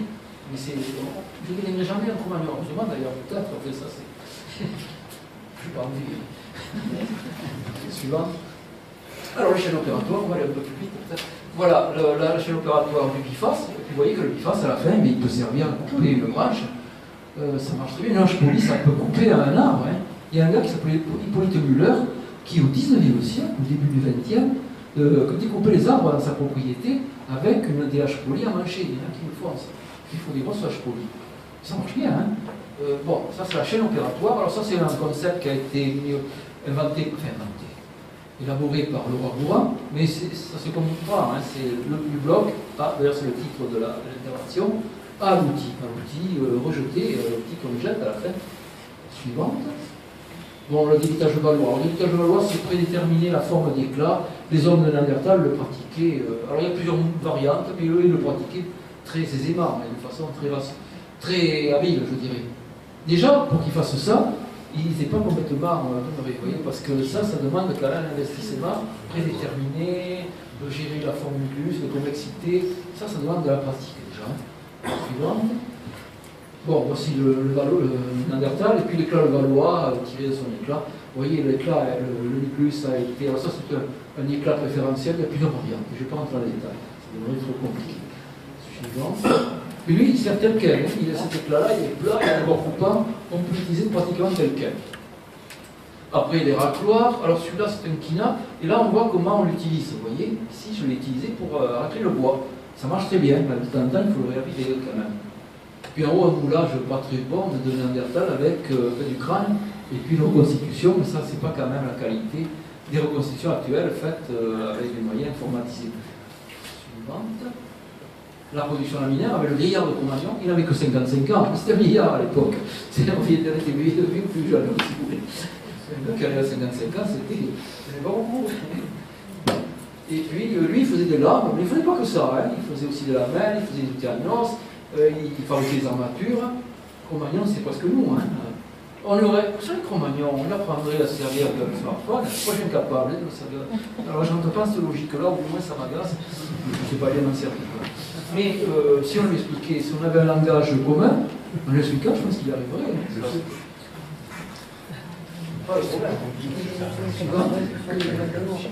Puis le politique supérieur, alors il y a des pointes à cran, on trouve dans les gisements girondins, notamment toujours Cro-Magnon, j'ai dit le volet en à chaque fois. Des pointes à cran qui servaient d'armature pour armer des harpons composites. Des objets où il y avait des armatures qui servaient à harponner les animaux. Suivante, alors on va plus vite. Les outils du politique supérieur. Alors, il y a des. Alors, c'est le couteau suisse. Ils avaient inventé le couteau suisse. Parce que, enfin, comment il s'appelle maintenant, c'est le ça. Il y avait des outils qui avaient d'un côté, grattoir, de l'autre côté, burin. Vous voyez? Alors, peut-être que la partie burin servait à mancher le front de le grattoir, ou j'en sais rien. Dans tous les cas, il y a des outils mixtes. Et même que le couteau suisse a plusieurs fonctions. Il y en a qui ont 10 fonctions. Ils avaient inventé ça déjà. Et puis le bel Homo sapiens sapiens, le Cro-Magnon, le Cro-Magnon, c'est plutôt là.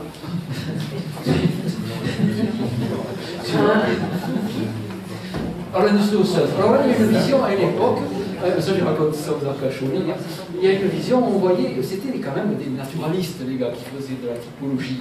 Et ils disaient, il y a une évolution, on passe de l'arpon à un rang de barbelure, à un harpon à deux rangs de barbelure, à un harpon à deux rangs de barbelure plus dégagés, enfin, il y a une évolution dans le temps.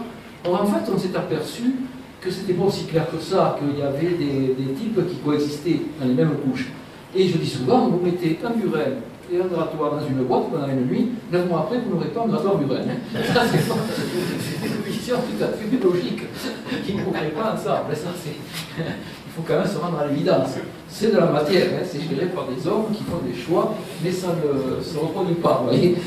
Ça, alors ça peut évoluer dans le temps, effectivement, il y a des formes qui évoluent, il y a des modes, il y a tout un tas de choses, mais ce n'est pas du biologique. Hein. Or, à une époque, on avait l'impression que c'était biologique tout ça. Hein. De même qu'on vous montre l'homme de l'évolution, vous avez le bonhomme, là, le premier, je ne sais plus qui c'est, sur l'hôpital, ou au Rennes, ou au Touma, qui vous voudrez. Et puis à la fin, vous avez le beau machin. Alors il y a aussi des blagues. Maintenant, on fait des blagues où on met à la fin un gars complètement déçu. Enfin bon, il y a tout un tas de qui est avec une tablette. Mais en fait, c'est pas si simple. Si vous lisez le livre à recherche, là, vous verrez que c'est très compliqué, qu'il y a des branches, qu'il y a des phylums, que c'est pas linéaire du tout, c'est pas une évolution du mot du primitif au. Ça, c'est une vision un peu colonialiste. Il y avait le bon blanc et puis le petit noir. Hein. À une époque, c'était comme tout ça. Et c'est pas comme ça hein, que ça se passe. Lisez ce livre, vous verrez que c'est très différent. Et puis en haut, une femme très connue, la femme de Saint-Fou, on l'appelait la Vénus, à une époque, on l'appelait plus la Vénus, mais alors on n'a pas le reste du corps. Alors il y en a qui disent c'était peut-être un homme, après tout, on ne pas, il y a des gars qui sont payés comme ça, mais bon, jusqu'à maintenant, elle était considérée comme la dame à la capuche, c'est quand même une personne qui représente un peu comment dire, la France, si vous voulez, puisqu'elle a fait l'objet d'un timbre, je crois, à une époque, on a mis sur un timbre, même que les membres ont été mis sur les timbres. Suivante. Et puis alors ça c'est très intéressant. Alors dans la culture occidentale traditionnelle, je ne parle pas du halal ou autre chose, mais le renne jouait le rôle du cochon à l'époque préhistorique. Quand à la campagne, le cochon, ceux qui ont vécu à la campagne, on ne jetait rien, à part les des yeux peut-être, et encore. Mais tout le reste, la peau, enfin la peau peut-être pas trop, mais les poils, tout, pratiquement le cochon, c'est bon. Et je ne fais pas de recherche politique et politique. Mais le renne, pour l'enregistrer, c'est pareil. Dans un renne, on récupérait. Alors, j'imagine les outils qu'il faut pour dépecer un animal. Alors, on étudie les traces justement de dépeçage, de décarnisation, de raclage, de coupe de tendons. Tout ça peut être étudié sur les cadavres d'animaux. Il y a des animaux qui étaient consommés, qui étaient chassés, parce qu'ils étaient en troupeau. En plus, ils traversaient la Dordogne au droit de, je ne sais pas, au Padarosa, voilà, au vite de traverser ailleurs. Si vous allez encore plus en haut, vous sortez la Gracchus, là, elle se traversait. Et donc, ils chassaient ces animaux en troupeau, puis manque de peau, ça s'est réchauffé, et à la fin des temps glaciaires, la forêt s'est développée, et c'était plus les troupeaux, c'était des cerfs ou des sangliers qui étaient plus comment dire, isolés. Vous voyez, il y avait des arbres. Un troupeau de rennes, il ne peut pas courir dans une forêt. Il va se cogner, il va y avoir des morts. Donc après, ça a changé, ils ont chassé d'autres animaux, et puis ils sont rabattus sur des animaux plus petits, des lapins, des starpots, des stades.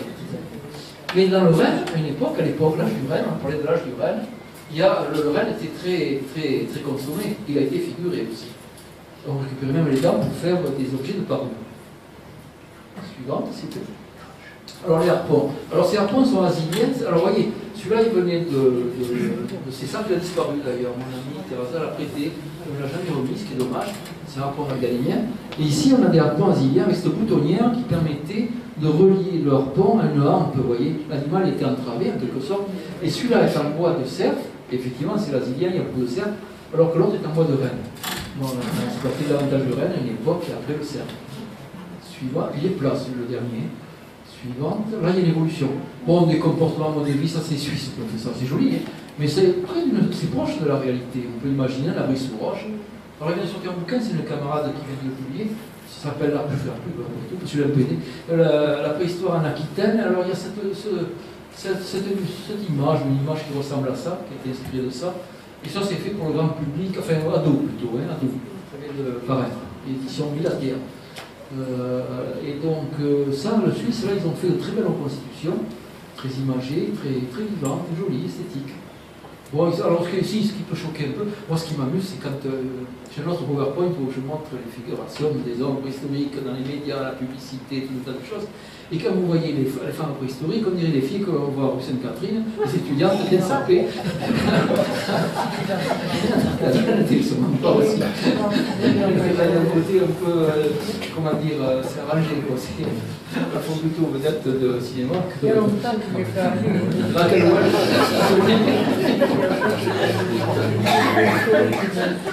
Mais des fois, on a aussi un Néandertal avec ses traits assez archaïques, ça existe aussi. Et alors ça, c'était les premiers, parce que c'est celui qui m'a dit tout à l'heure, ça m'a vexé que... Non, c'était pas ici. On faisait aux exils des reconstitutions, mais je dis, on était les premiers à les faire.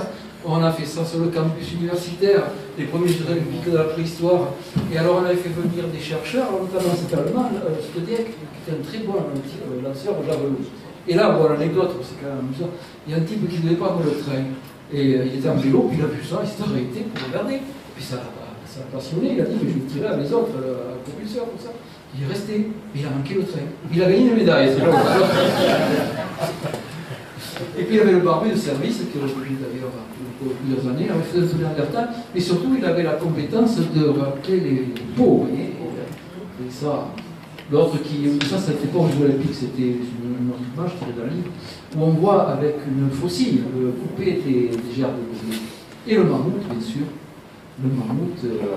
Alors transpercer une peau de mammouth, c'est pas évident, hein, le mammouth. Il y a d'autres moyens, il y a des pièges, il y a quelque chose. Et puis là, l'anecdote aussi, ce monsieur qui est arrivé, il avait une hache polie juste, il a dépecé un animal, qui n'était pas vrai, on n'a pas tué un animal pour ça.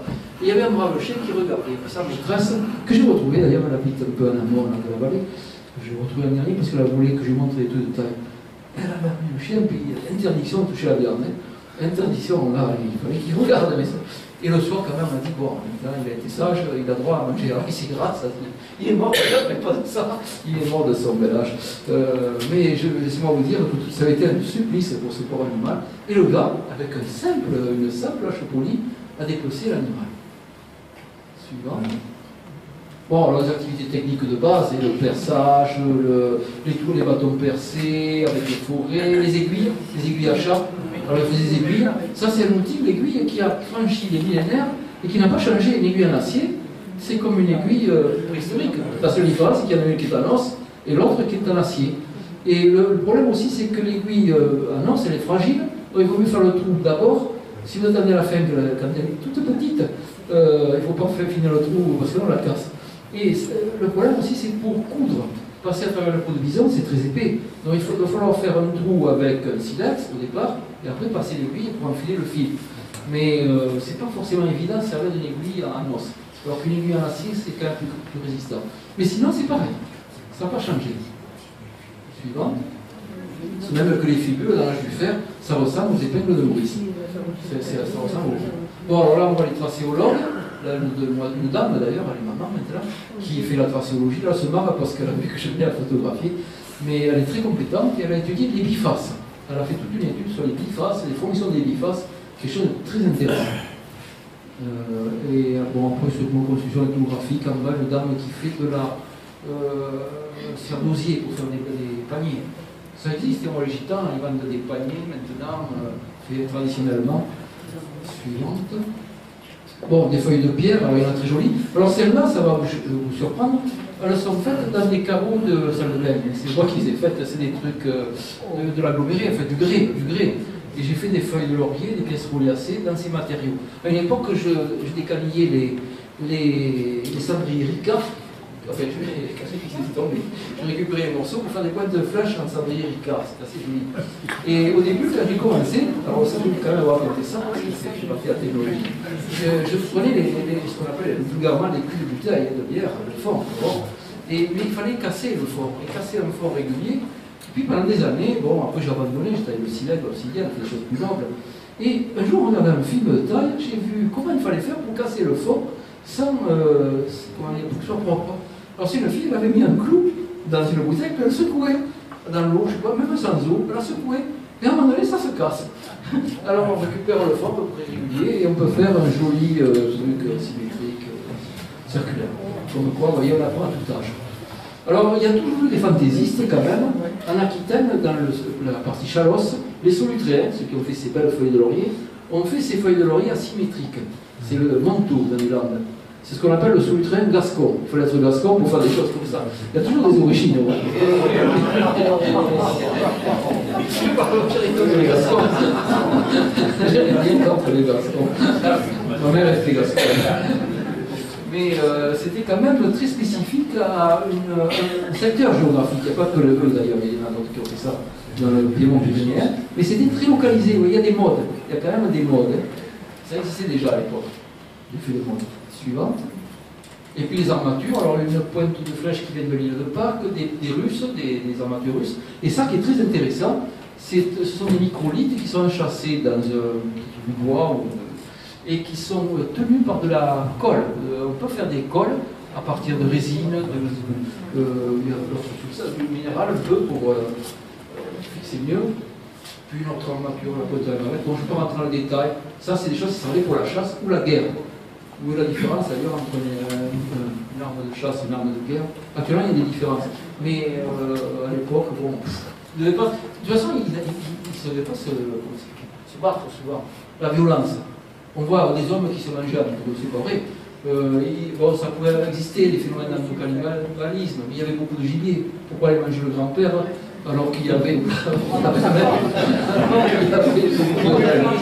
En revanche, quand on mange quelqu'un, et c'est un peu la communion aussi, il faut le dire, on acquiert les qualités de la personne. La communion, c'est acquérir des qualités spirituelles par la communion.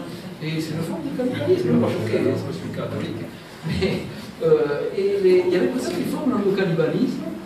Puis il y a des gens qui mangent leur fiancé, comme ce japonais, alors on dit ben à croquer, mais lui il n'avait pas passé.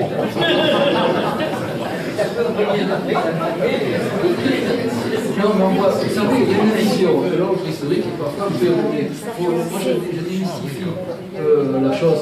D'abord je dis aux gens, si vous venez en quête d'absolu, venez pas suivre des cours de préhistoire, parce qu'aujourd'hui on va vous dire ça, et puis dans 6 mois on va vous dire autre chose. D'autre part, je leur ai dit, les dinosaures, ils n'ont jamais été chassés pour les hommes préhistoriques. Les dinosaures, qui subsistent encore, parce que les oiseaux sont les descendants des dinosaures. Mais ils avaient disparu depuis longtemps, quand les hommes préhistoriques, même les plus anciens, ont peuplé la Terre. Et puis alors, le troisième cliché, que l'on voit souvent sur des bandes dessinées, que j'en ai un aussi, un PowerPoint sur les figurations, je vais vous expliquer. Si on envoie un homme préhistorique avec une massue sur l'épaule, il traîne sa pauvre femme au sol, pour ses cheveux. Mais maintenant, c'est plutôt le contraire.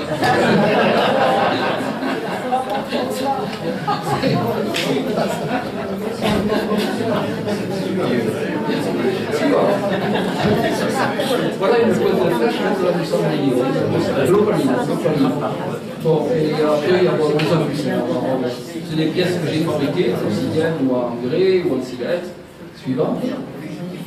Bon, ça on l'a vu tout à l'heure. Il y a aussi des armes de guerre, vous voyez, des photographies, le raclage des pots, et puis parfois une fourchette. La fourchette, il y en a une en Gironde, à Fontarneau. Il y a un instrument qui a 3 branches. Mais ça peut être ce qu'on appelle une foine chez nous. Une foine, quand j'étais petit, on partait avec un pêcheur, et il foinait d'attraper des amis avec ça. Ça. Et vous avez des pointes qui ont gardé du mastic, vous voyez, des matières organiques. Alors ça, on analyse maintenant, un tas d'études chimiques sur ces produits. Suivant, je crois qu'on a eu beaucoup. Bon, l'outil, on a vu, bon, après c'est le pourcentage, la durée. Bon, oui, les outils sur Galet ont duré très longtemps, et puis après, à la fin, ça dure pas très longtemps, mais il y a une diversification des outillages. Bon, tout ça, on l'a vu, on ne va pas revenir là-dessus. Suivant. Ah, la variabilité. Ça existe chez nous encore, parce que là-haut, vous avez un radel. Au milieu, vous avez un opinel, et en bas, vous aurez un vrai folaïol. Un vrai folaïol. Et en fait, ces couteaux, qui servent à couper, hein, couper le beefsteak ou le fromage, ce qu'on dirait, couper les pommes, ce sont des couteaux. Mais d'une région à l'autre, actuellement, vous voyez qu'il y a une variabilité, un peu comme ce sur le train Gascon qu'on a vu tout à l'heure. Mais maintenant, c'est encore plus accusé. Il y a des variabilités. Bon, maintenant, il y a du standard aussi. Hein. On reçoit des couteaux japonais qui sont. Mais c'est très bon d'ailleurs. Suivant. Alors, le néolithique, on voit. Alors là, c'est des changements. C'est-à-dire qu'on passe de société de chasseurs-cueilleurs prédateurs, charognards parfois. Charognards, c'est quand ils vont sur les cadavres pour récupérer la viande. Il y a des sociétés de producteurs. C'est-à-dire que là, ils vont produire. Ils vont d'abord domestiquer les animaux. Ils vont faire l'agriculture, ils vont mener le milieu à se reproduire. Et ils vont faire la céramique, de la poterie. Ça existait avant. Hein. Certaines femmes qui ont 25 000 ans étaient faites d'un mélange d'argile et d'os qui était cuit. C'est la poterie en quelque sorte. Mais ce n'était pas systématique. Alors qu'au néolithique, on a des contenants adaptés d'ailleurs. Il y a des vases pour la graine, il y a des vases pour autre chose, et qui sont cuits, qui sont faits à partir d'argile. Il y a également le polissage qui va se développer. Mais le polissage existait avant. Les perles en ivoire du Gravettien, autour de 25 000, sont polies. Vous voyez. Mais au néolithique, l'outillage lithique, l'outillage en pierre, va être systématique. Certaines vaches sont polies, du moins le tranchant. Et on voit ici un polissoir. Alors ça c'est long, hein. Il faut être retraité pour faire ça, et encore. Moi je me suis retraité, mais je n'ai pas le temps de faire ça. Ça prend beaucoup de temps. Mais ça prend beaucoup de temps de polir une grande vache, alors qu'un biface, 20 minutes, bon, c'est un peu l'habitude. Bon, on voit les contenants, on voit les haches polies, les haches percées aussi. Alors là, ils avaient des forêts, c'est tout percé. Mais là, on est dans des économies de chasse, de production, si vous voulez. C'est plus la chasse. Il y a encore de la chasse, hein. Bah, actuellement, il y a des gens qui chassent aussi. Il n'y a pas de ça, mais ils chassent. Suivante. À la métallurgie. Alors ça, c'est une grosse invention, parce qu'avec un moule, vous pouvez reproduire un objet à n exemplaires. Avec un bon moule, vous pouvez faire la hache en bronze à des dizaines d'exemplaires. Il y a des caches dans le bidon. Et puis après, il y a la métallurgie du fer, c'est encore une autre forme de métallurgie.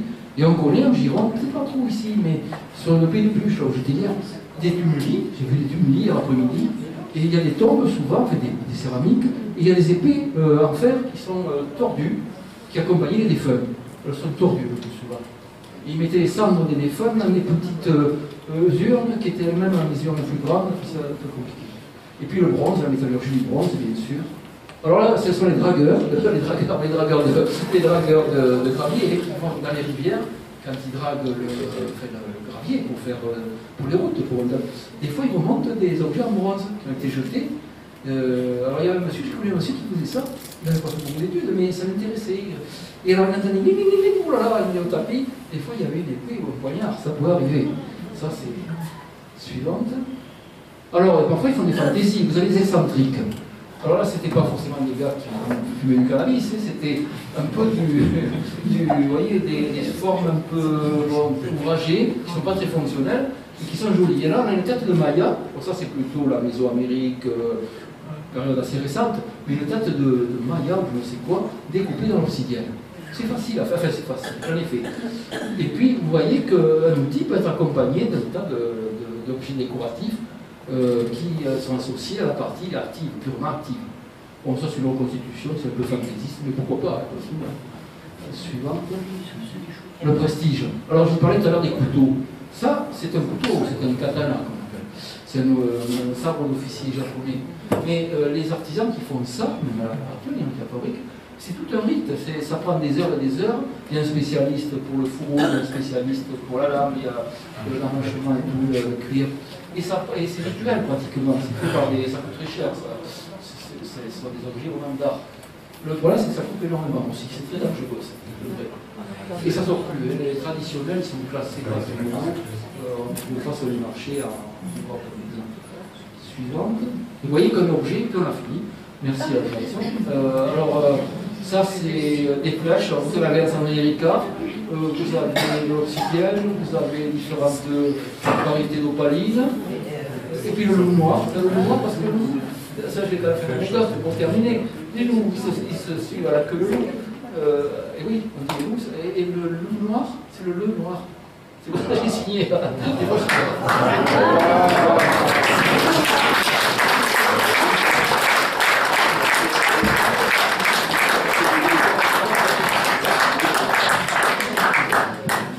Merci beaucoup pour ce voyage dans le temps et avec ces objets, avec ces témoins du travail, de la vie de nos ancêtres très lointains. Bon, je pense qu'il y aura peut-être des questions.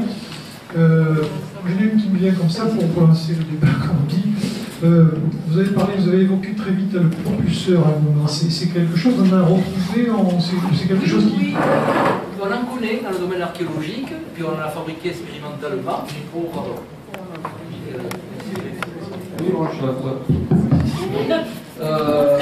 Ça permet quand même, d'une part, de tirer plus précisément. Moi j'ai essayé, parce qu'il y a des concours, il y a des jeunes qui sont très forts, qui tirent bien, moi je sais pas, honnêtement. Mais j'ai essayé, et c'est vrai que ça facilite la pression de tir, ça donne plus de force aussi. Et on a trouvé des éléments, notamment des crochets de propulseurs. Des crochets qui étaient, alors il y a en ivoire ou en os, et qui servaient, qui étaient fixés dans un manche et qui servaient de crochets de propulseurs. Alors, il y a des propulseurs mâles, des propulseurs femelles, ça c'est dans le domaine ethnologique. Il y a des formes différentes, des fois c'est une rainure, des fois c'est un crochet. Bon, il y a plusieurs, on en trouve beaucoup dans les pays arctiques notamment. Mais j'ai vu ça sur le campus. Et dans la préhistoire, on trouve des éléments de propulseurs, effectivement. Parfois ils sont décorés. Ils sont décorés. Il y avait l'arc aussi, le problème de l'arc. Quand est-ce qu'il est apparu l'arc? L'arc, il est apparu tout sous l'Ukraine. C'est vrai? Non, mais il faut le tenir, il faut le mettre vraiment en face de votre bouche. Oui, il a dû le fermer. C'est pas le même. Il faut changer de côté, le fil est trop. Ah, bon, d'accord. Ok. Qu'est-ce qu'il dit? Ah oui, l'arc. Oui, l'arc, il est. On a peut-être pensé de l'arc pour ce vrai. Mais l'arc existait au néolithique. Il y a des scènes en Espagne, je crois, on voit des chasses à l'arc, des guerres avec l'arc. L'arc, c'est quand même, si on manie bien l'arc, parmi les préhistoriens, il y a beaucoup de gens qui pratiquent l'archerie, enfin, le tir à l'arc. Je crois que c'est notre pile. Il y a eu des expériences de tir sur des cibles mortes, on ne tire pas sur des vivants. Des cadavres, pour voir les impacts, pour voir la force, enfin, mesurer, filmer, très détaillé. Il y a quelqu'un au fond qui me demande. Oui, tout à l'heure vous nous avez parlé d'aiguilles, c'est bien connu que chez moi c'est moi qui fais la couture, donc en général je passe un fil. Qu'est-ce qu'ils utilisaient à cette époque-là? Des tendons, du crème, on peut mettre. Alors ça dépend ce qu'on coud, si on met une peau très mince, c'est pas du tout le même fil peut-être qu'une grosse peau épaisse. On fait une cabale, il faut quand même une couverture assez épaisse pour de Rennes off, il faut faire les trous quand même, alors peut-être avec du silex au départ, mais après passer l'aiguille avec le... Vous êtes allé voir Otsi à Bolzano, vous êtes allé voir Otsi avec tout son... Ah oui, tous ses vêtements, on voit bien il est quand comment même récent, c'est lui. assemblé. Alors, il est peut-être du bronze, au niveau du bronze. c'est évident.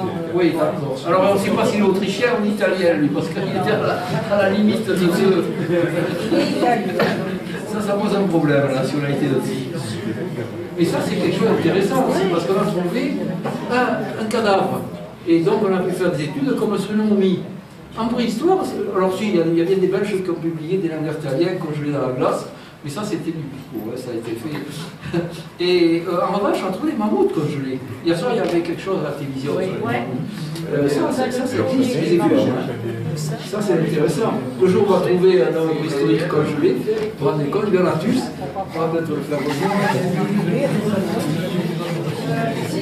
Est-ce que les silex datent? Oui, ils peuvent se dater. Alors il y a plusieurs façons de les dater. Déjà, on sait, on a une idée de l'évolution dans le temps, quand même, fait des changements d'outillage dans le temps.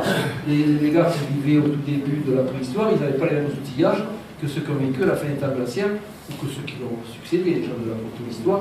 Donc déjà, la position stratigraphique permet de savoir si c'est récent ou ancien, avoir une idée. Il y a des inventions qui se produisent à certaines époques, qui sont datées, donc qui permettent de dater le reste. Mais il ne faut pas faire un raisonnement circulaire. Je trouve ça, donc ça date de ça, donc ça va toujours dater de ça. Si on sait, vous voyez ce que je veux dire, c'est une erreur de... Mais quand même, on a des échelles chronologiques avec des datations absolues.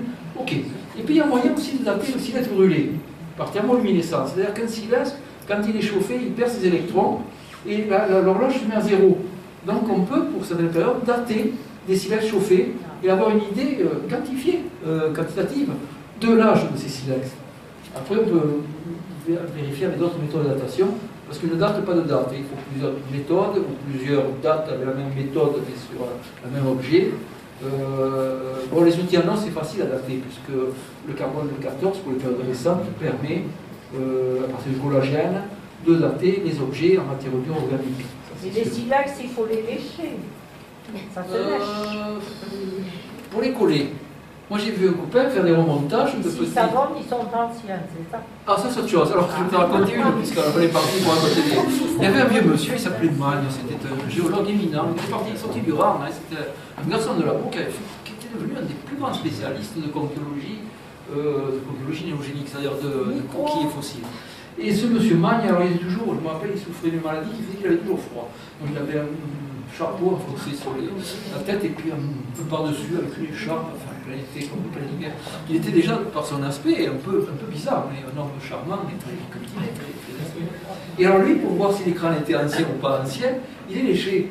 Et quand ça collait, oui, et alors il a fait ça devant des collègues dans une grotte. Alors il pensait que le spectacle, ce type, en manteau, avec son chapeau un peu négligé, en train de lécher l'écran, mais ils étaient affolés. Un film d'épouvante. Mais ça peut jouer, c'est vrai.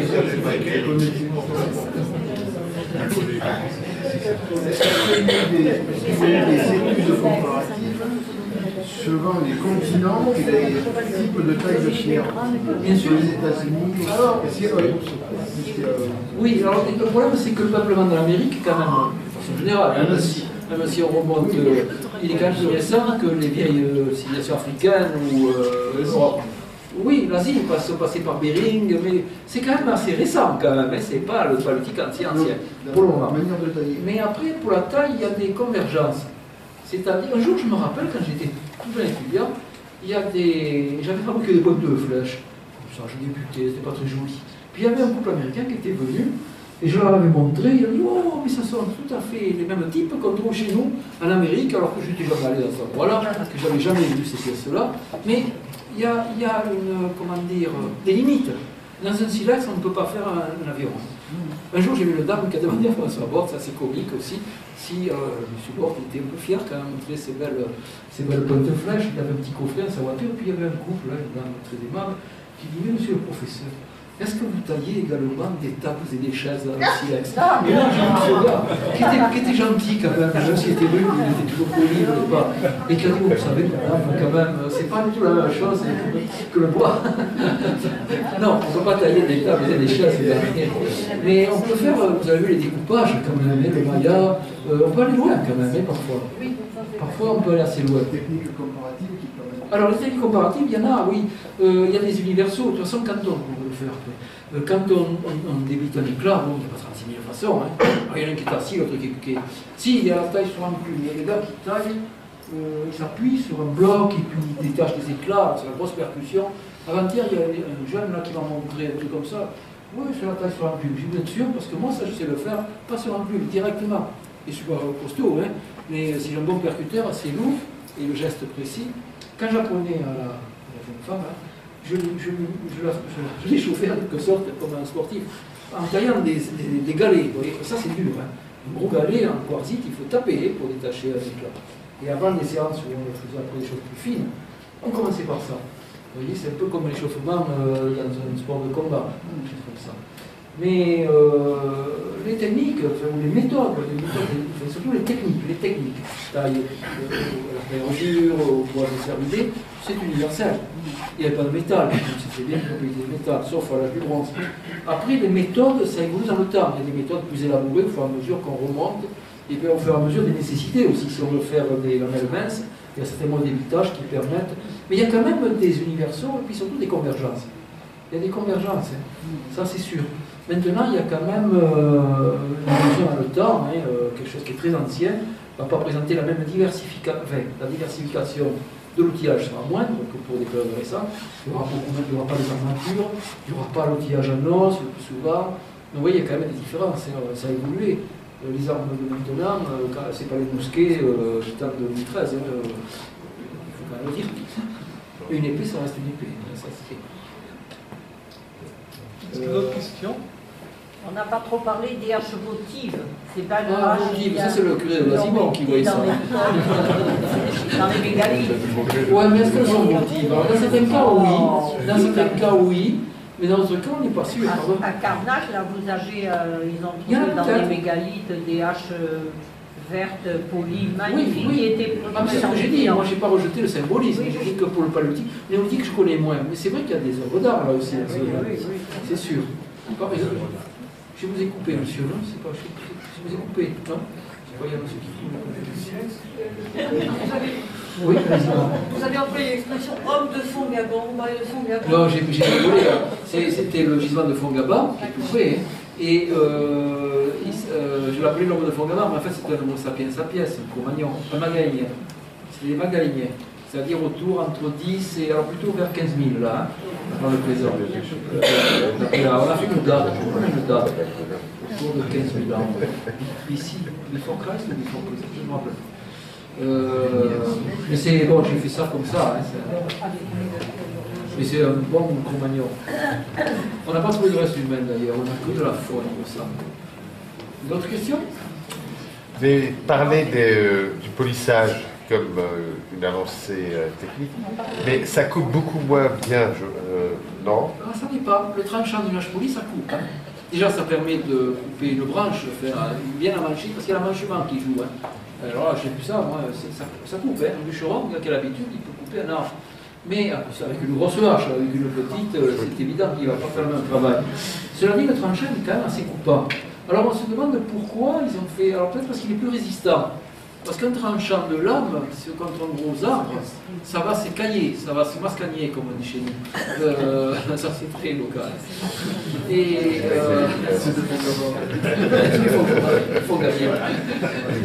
Mais c'est vrai que le tranchant, quand même, est très efficient.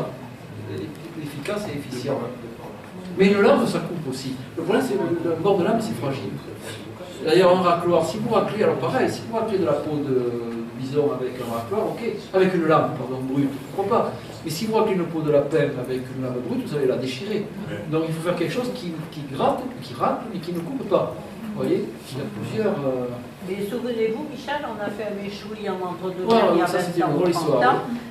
Jean-Pierre avait coupé entièrement le méchoui avec les lames de Que j'avais silex taillé, que oui. vous aviez taillées. Je me rappelle, il était Et super, il disait, ça coupe mieux que ça. C'est vrai, ça remonte loin, ça remonte loin.